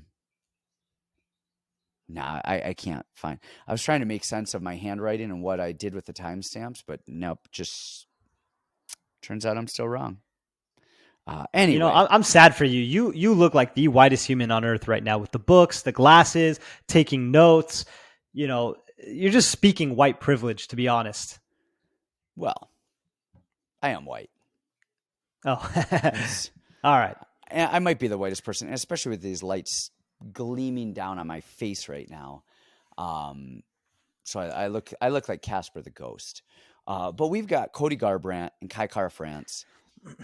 And like we said, this isn't even a guess. This is just a weird fight to call. This has nothing to do with skill set. This has nothing to do with Cachoeira, France. This has everything to do with Cody's chin. And we've seen him grow a beard out, and that thing is getting longer and longer and longer. And I have two questions for that beard. One, is that in hopes of him thinking that will actually pad the punches? Maybe. And then my other question is there even a chin under there? Is there an actual physical human chin under that thing? Or just like a mouse on a wheel who gets bumped off every time? We've never seen Cody and his chin in the same place at the same time. So who can really say? Who can say? But man, what's going on here, Cody? He is, we touched on it earlier. I think the highest skill set to worst fight IQ there is. The largest disparity between skill set and fight IQ goes to Cody Garbrandt. And you see him, he is so good. He's so talented everywhere. His wrestling is phenomenal. He was a state champion in Ohio his freshman and sophomore year, 2-time state champ. Did not even wrestle his junior and senior year because he was just bored with it and started boxing. Then I believe he won the Golden Gloves because he was bored. He played linebacker at 140, 150 pounds in Ohio. He does all of the things well. He is fast. He is dynamic. His wrestling is great. His timing is great. We saw a masterful performance against Dominic Cruz. He made Dominic Cruz the bull and turned, the matador into the bull and countered him and looked phenomenal. And then he just started swinging for the fences and rushing in, and he will hurt everybody. In all of his fights, he rocks them. And then he gets knocked out right afterwards. Is it fight IQ? Is it patience? Is it just testosterone and he just sees red? I don't know what it is with Cody Garbrandt. It's what I said earlier with Randy Costa. I love Cody Garbrandt. I think he's phenomenal. I can't touch him with my money because I don't know if somebody touches his chin, if he's going to go lights out or just be fine.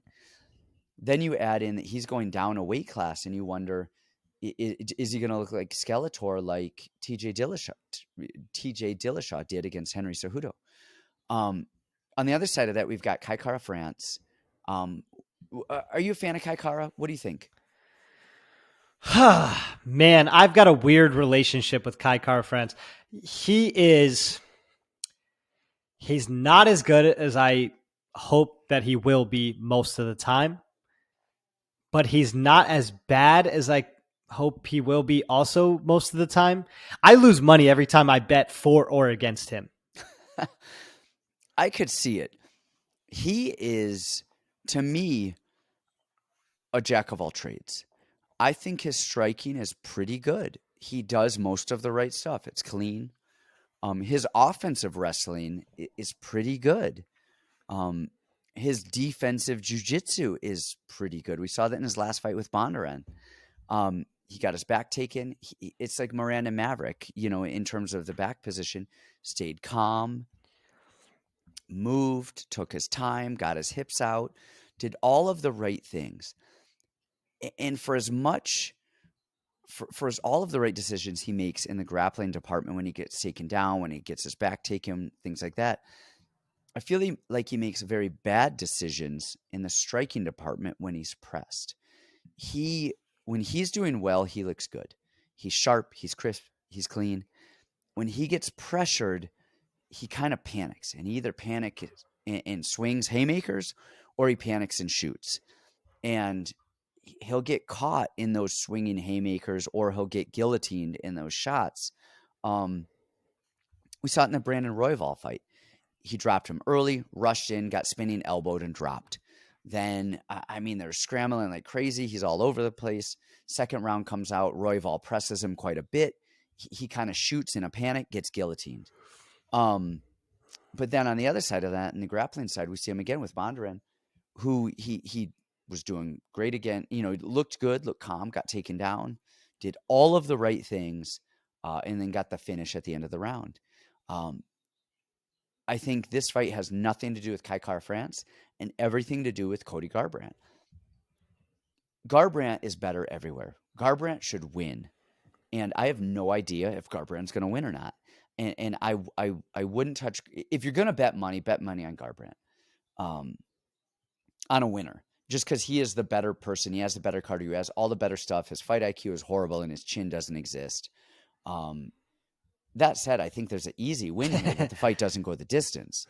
Garbrandt's fights do not go the distance. A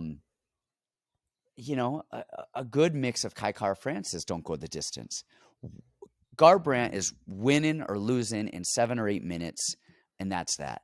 Pick the under, pick under 2.5, pick fight doesn't go the distance. That's your bet. And let's see how Garbrandt looks at 125 pounds. I'm real nervous for him at 125 pounds. I think we talk about this a lot. It's going to be the first one to make a mistake. It's not who's necessarily better in this fight. I think we can agree pedigree. It's got to go Garbrandt. He's fast. I mean, just the eye test. You can see how fast he is. You can see how skilled he is. He's awesome everywhere. Whereas on the other end, Kai loses a lot of his fights and then finds ways to win. Man, I don't know. I think we've seen this happen a lot with TJ Dillashaw moving down a weight and his chin went. A lot of these fighters that move down a weight, the first thing to go is their chin, their cardio and their chin. And we saw cardio problems with Cody in his last fight. Now, granted, it's against cardio machine Rob Font in a 5-round fight. So I like that much better. I think the odds here are probably a market overcorrection from that Rob Font fight. And we see how good Rob is. He's a solid fighter, man. He's really good. I think it would be fun to throw a different weight class parlay on this one. So we have taken Kai Kara-France. We could take Randy Costa. And what was the last one? Oh, jeez. Now I'm going to lose it. Oh, there was one more. We'll throw it on the Telegram when we figure it out. Yeah, Randy Costa. Yep, I don't know. But anyways, yep, I think that's a fun one. But like you said, I think the safest bet here is not to go the distance. One way or another, I think Kai wears out Cody and finishes him late, or Cody just absolutely blitzes him and finishes him early. This is not a fight that I want to touch. I would just much rather sit back and enjoy this one. Yep, I'm with you on that. Now, on a technical level, I don't have technical on a scientific level, and I'm no scientist here, but one of the things with the drop in weight class, people ask, well, why does the chin go? And it really, it's a multifaceted approach, but it comes down to fluids, to bodily fluids. If you're dehydrated, you're more likely to sustain a concussion. Part of that is you have physically less cerebral brain fluid in your skull to buffer your brain from hitting the side of your skull. You also have less extramuscular water and intramuscular water. And what that does, the extramuscular water is water outside of your muscles. That's in your skin. That's subcutaneous. So right in your skin, below your skin, things like that aren't necessarily, in your bloodstream, that aren't in your muscles themselves. And that alone adds a buffer to things. It allows you to shock, absorb shocks better. But the other thing on a muscular level, when you do these massive weight cuts, and people drink fluids, okay? So you lose a lot of weight. You lose 10, 12 pounds on the weight cut the night before you weigh in. So now you've got 36 hours to rehydrate. But you drink all of this fluid, and it's in your stomach. It takes a long time for it to get through your veins and into your muscles. So one of the things we do afterwards is even the night of weigh-ins, late at night, I have the guys shadow box for 5 minutes, move, try to break a sweat. And the purpose for that is to get that water to absorb back into your muscles. And there's so many variables, but when your muscles don't have the fluid as well, especially the muscles in your jaw, in your neck, like those are things that, cause your body to not absorb as well, and you're tighter. Your muscles are physically tighter, and you don't want that. You want to absorb as much damage as you can. It's like a car. You don't want to. You drive a steel Volvo and you get into an accident, you die. You drive a car that crumbles up, well, that absorbs all of that shock, not somebody's brain. And so that's really on a technical level why going down a weight class. Now, if somebody's just overweight and they are in the right class, okay, different story. Yeah. Different story. We're talking about a TJ Dillashaw dropping weight. We're talking about Cody Garbrandt dropping weight. And that's really the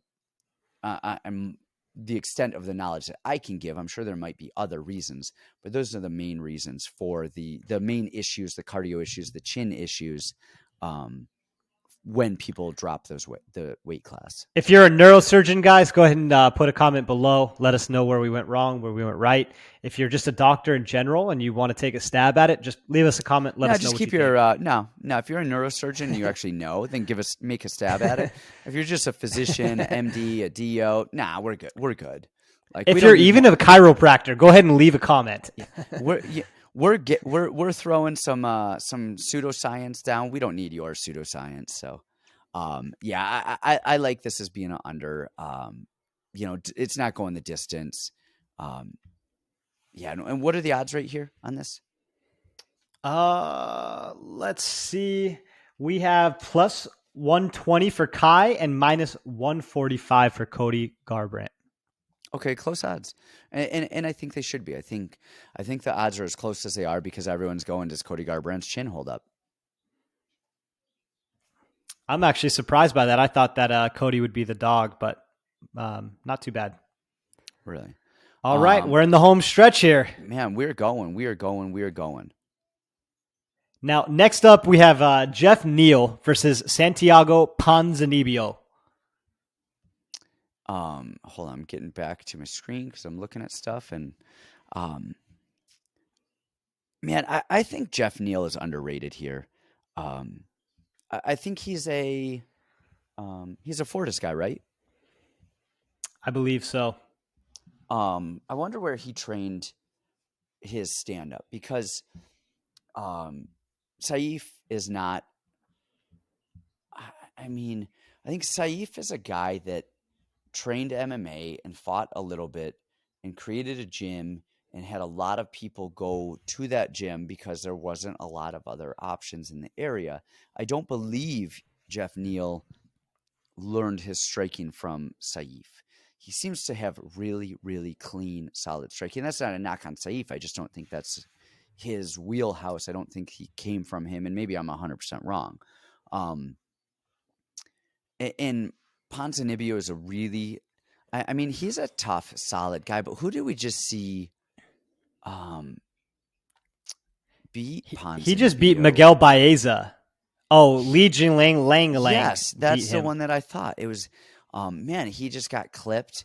And now I wonder, is that an age thing? Because he's 35 now. Or is that he just got hit by a tough guy? Because he's got a rap sheet on him. He's got Neil Magny, Mike Perry, Gunnar Nelson. Man, and these are all just different styles of fighters too. Zach Cummings, Court McGee, Sean Strickland by decision. Wow.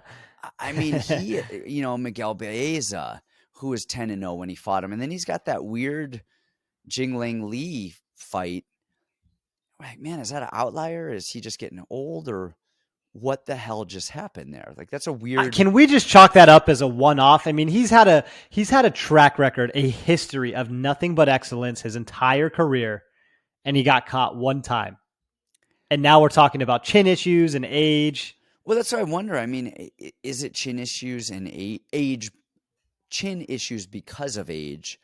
I hope it's a one-off. He took some punches well in Baeza fight and wore him and came back. And, he's had some injuries. Us old people tend to have more injuries than the younger ones. But Jeff Neal is crisp. He's clean. Who do you have in this fight? Who do you like here?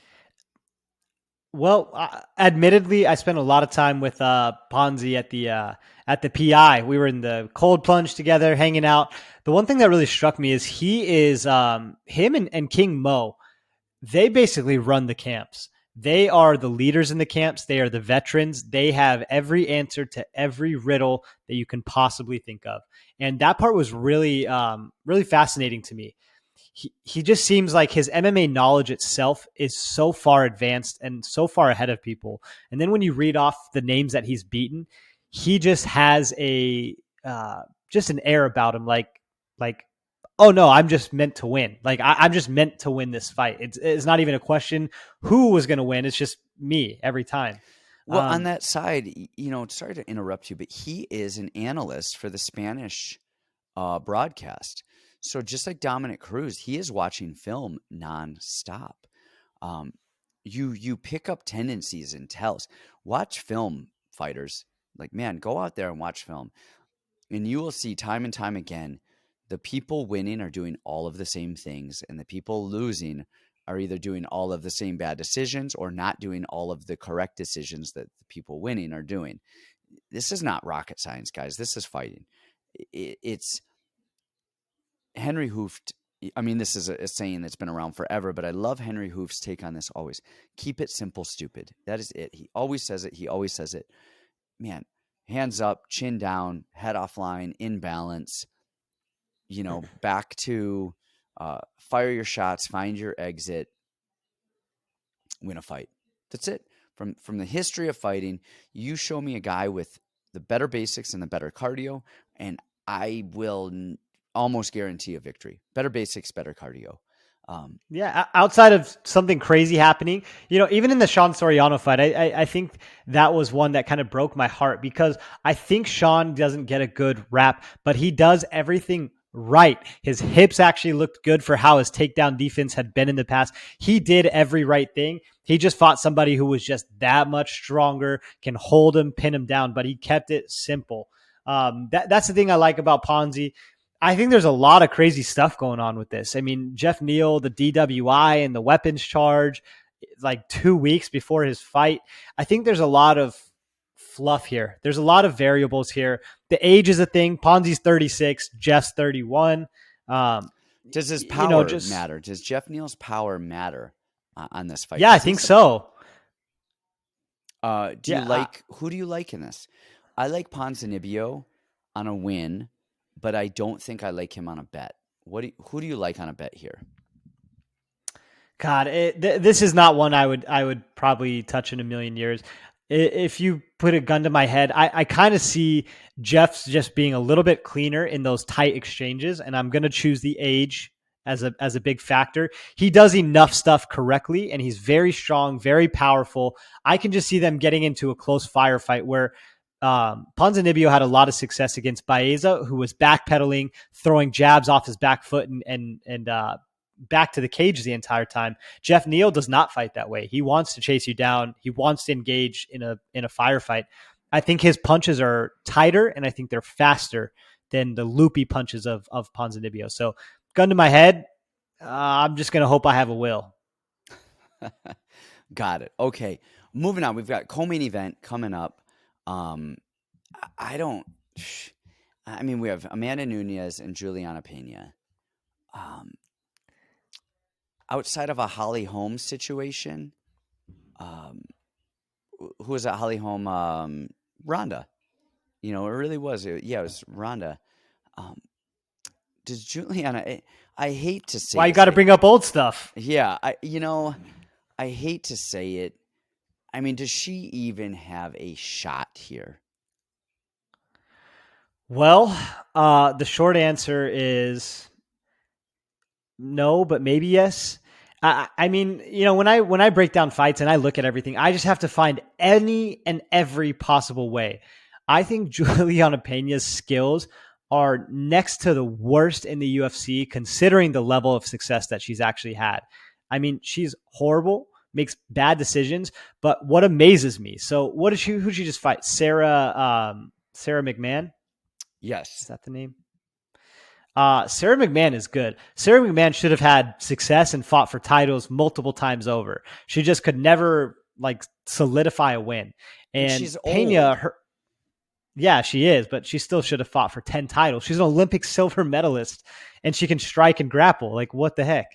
Peña's only shot is to be a punching bag for 2 rounds and pray that Nunes slips on a banana peel, that she gets tired, she overexerts herself. I mean, the odds are just so slim here. I don't really see a path to victory for her other than tiring her out and somehow jumping on a back and taking a neck or something. I mean, you're basically asking for an act of God. So they would need an earthquake at 3 degrees lateral into the moon. At the same time, the banana peel happens to hit her pinky toe at 4 degrees Celsius. Maybe I'm just in the mood to be a contrarian. You know how many people slide in my DM and tell me, oh, this dog's going to hit. This dog's going to hit. Every single week they tell me this. And eventually one time it happens. So you heard it here first, guys. I'm taking Juliana Peña. Do not listen to him and do not bet your money on that. Putting the house on it. The thing, though, is this is interesting. So the odds of Amanda Nunes winning are minus 950. The odds of it going under 4.5 rounds. So basically anything before, honestly, even going the distance. The fight does not go the distance is minus 500. The fight not going 4.5 is minus 385. That's not a bad bet considering it's Amanda Nunes. I'm not sure. I wouldn't mind throwing a minus 385, minus 260 in a parlay with some of the other Jillian Robertson and Bruno Silva, and there's a couple bets there, but don't overthink this one, folks. And man, if you do decide to go rogue and you go crazy and you throw $1,000 down on Juliana Peña and she wins, man, don't go buy a lotto ticket because you just won the lotto. It's not going to happen twice. Hey, if that happens, guys, if anyone has $1,000 ticket on Juliana Peña, you are welcome to pick any of the UFC cornerman jackets that we have available through our Patreon. And we'll have you as a guest. We're getting to the main event. This is a fun one. Charles Oliveira, Dustin Poirier. Now, it's the lightweight title. We're looking. I'm trying to just pull up really quickly because Olivera won from. He really got the title shot by beating Tony Ferguson. Khabib stepped down and gave, was out. He retired. He's done. And so Olivera fought Michael Chandler for the title. Gaethje just beat Chandler. Chandler. In probably the best fight I've ever seen in my life. That was one of the most exciting fights I have ever seen, ever. Oliveira finished him in second round, clipped him with a left hook, Rhapsody Daisies out. I guess where I'm going with this is Oliveira the champion? Is Oliveira the champion? I know he is the champion. Do you think, I think a lot of people thought that Poirier should have gotten that fight, but Poirier decided not to because he was getting Conor money. Should Poirier have fought Chandler for the title or Gaethje or whomever? Absolutely. Look at his record. Look at his career. Yeah. I just compared both of their records just now, and one resume is not like the other. Right. I agree with you. And I think Charles Oliveira is on a phenomenal run. I think he's on a 9-fight win streak. Okay. He looks great doing it. Gosh, that is the thing. He beat Michael Chandler. He beat Tony Ferguson, Kevin Lee, Jared Gordon, Nick Lentz, David Tamer, Jim Miller, Christos Giagos, Clay Guida. But what you said, Will Brooks is a great one. Throw that in there too. Will Brooks is a good win. Now, he beat Clay Guida round 1 by guillotine. Christos Giagos, people don't realize he's actually way better than his record would think. He's a really good first-round fighter. He gasses heavily. He choked him out in the second round. He beat Jim Miller in the first round, okay? David Tamer, round 2, finished him. Nick Lentz finished him. Jared Gordon. So we have all these submissions. All right, all of these submissions in a row. And then Nick Lentz, right cross. Jared Gordon, overhand.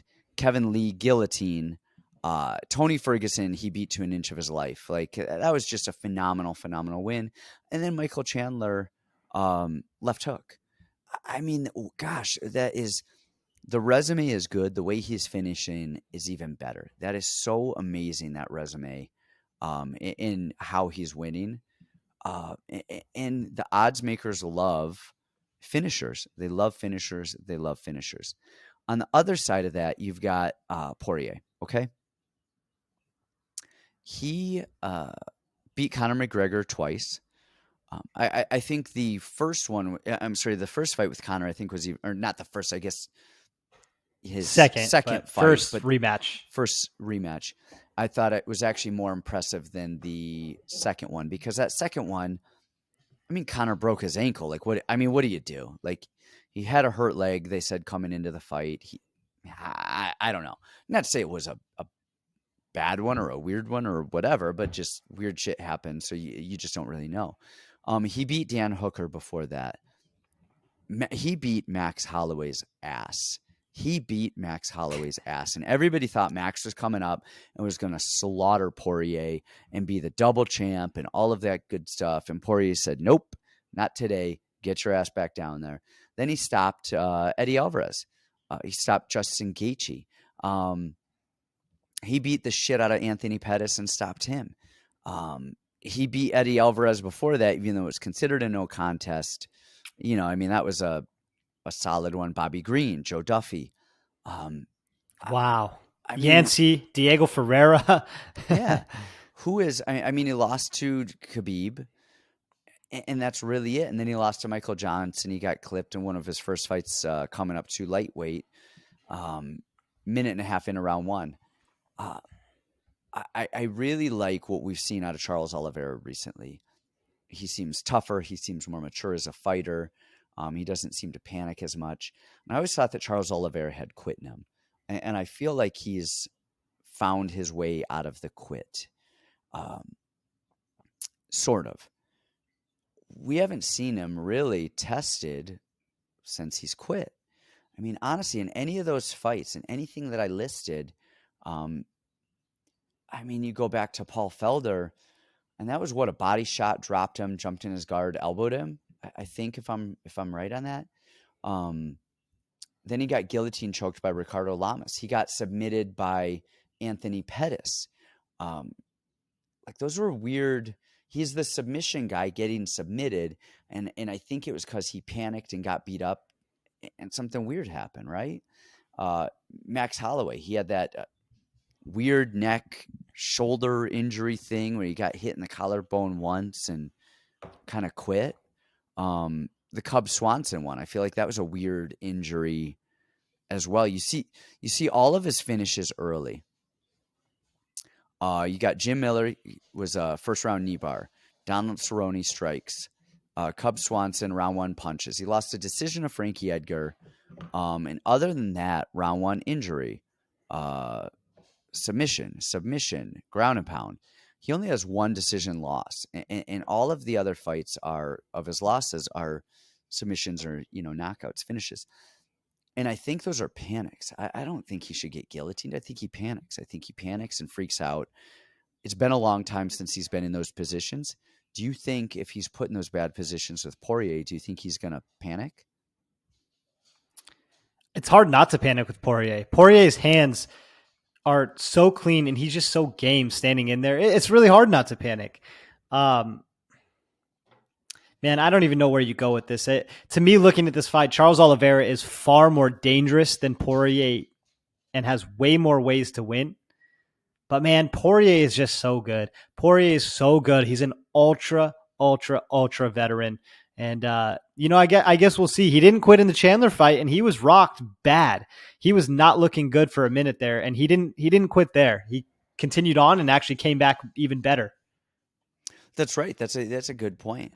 And it's funny. Oliveira is one of the few guys in our sport, let alone the UFC, but our entire sport, who stands tall in a Muay Thai stance. I mean, just the way he does. He marches forward. He does the Muay Thai march. He shows his knees. He fires those knees. He's got a good Thai clinch. His hands are better than they were. And he doesn't care about getting. And one of the things about the knocks on the Muay Thai stance in Muay Thai style is that you can get taken down so easily. You're so upright. You give such a lane. For those of you that don't know, when you're in a lower stance, I mean, that alone makes it harder. Somebody has to get lower to take you down. They have to get below those arms. You watch Max Holloway and Frankie Edgar. Not only was he low, but Max put his hands in really low as well. So it made it really hard for Frankie to get inside. Like, what do you shoot in on? Are you going to shoot at his ankles? Like, what do you do there? Porier stands really tall because he doesn't care. Shoot in on me. And do you want to go to the ground with me and start attacking jiu-jitsu? Cool. Let's do it. Let's go. And he attacks so heavy. I don't even know if his overall jiu-jitsu game is as impressive as his just submission game in fights. Like, he is not a storied, jiu-jitsu player with these credentials. He came into the UFC as a purple belt and was submitting black belts and just throwing submissions left and right at everybody like crazy. There's a difference between being good at jiu-jitsu and throwing submissions the way that he does in fights. I think he has a lot of ways to win, but I think, like you said, Poirier is a dog. So where are we going? Poirier here? Oh, we haven't even gotten there. I'm not even done. We're just warming up. All right. Poirier, he gets hurt in almost every fight. He gets clipped, but he recovers really, really well. He switches his stance. He's a natural southpaw. He's a smart fighter, and he likes to attack that left kick to the body. That's one of the most dangerous weapons. And Oliveira has been hurt with body shots before. He does that shoulder rock, shoulder roll. He has a good high guard. The knock with him is he will engage a firefight, and he will get clipped in those firefights where he doesn't need to engage in those firefights in that same way. I think he attacks that body. I think he attacks that body, and he pushes Oliveira up against the fence and hockey fights him a little bit, puts his head into his chin, grinds him out, makes it ugly for a round or two. If this fight goes into the 11th minute, I don't even think it's a question. I think it's 100% Poirier.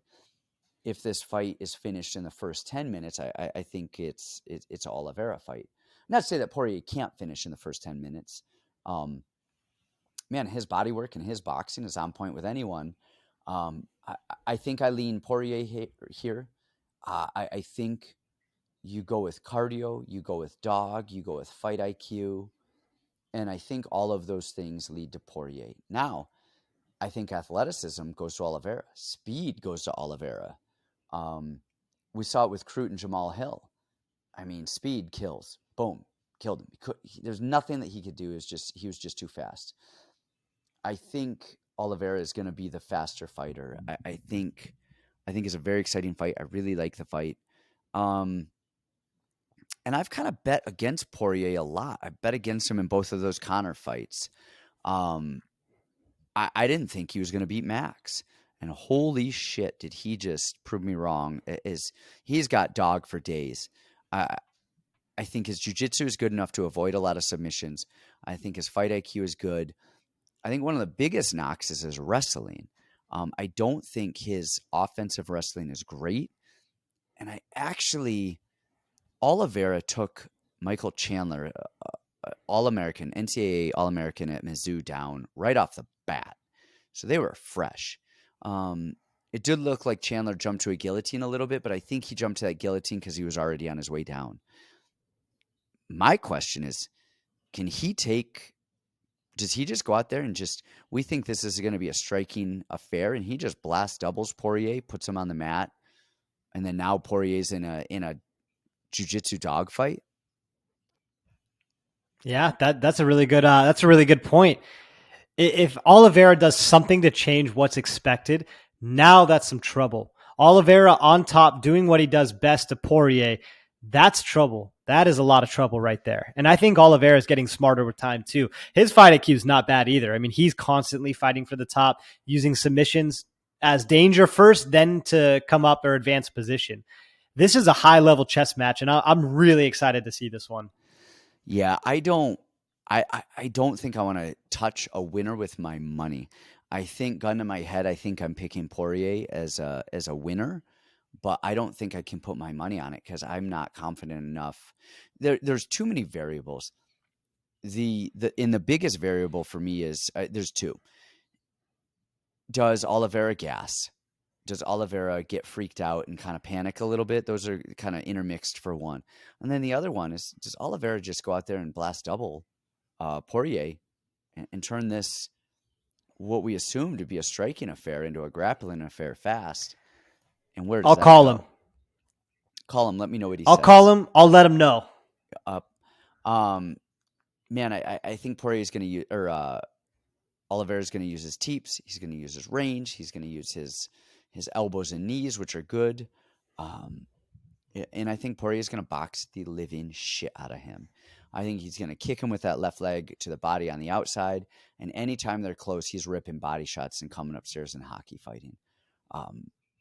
I don't even know if I like over or under, because I could see this fight finishing the first round. I could see it going the distance and anything in between. Man, if there's one fight that is not getting a penny of my money, it is this one. Just put the money down, guys. Enjoy this fight. Enjoy the pay-per-view. Enjoy the holidays. You don't want to be sad over this fight when you're not buying presents for your family. Well, that is it. Remember, you guys, like, subscribe, and then go check us out on Patreon. On Instagram, I am at Santino DeFranco. Brandon is at Brandan, Brandan Olivas. Hit us up. Follow us and DM us some questions, comment. We love, if you go look at some of our other videos, we're very active in the comments. We're always responding. We love this. We love hanging out with you guys. If there are certain things that you want to see about the fights coming up, drop something in the comments. And if there's other stuff you want to see as well, let us know. We're here for you. Thanks, guys. Peace. See you next time.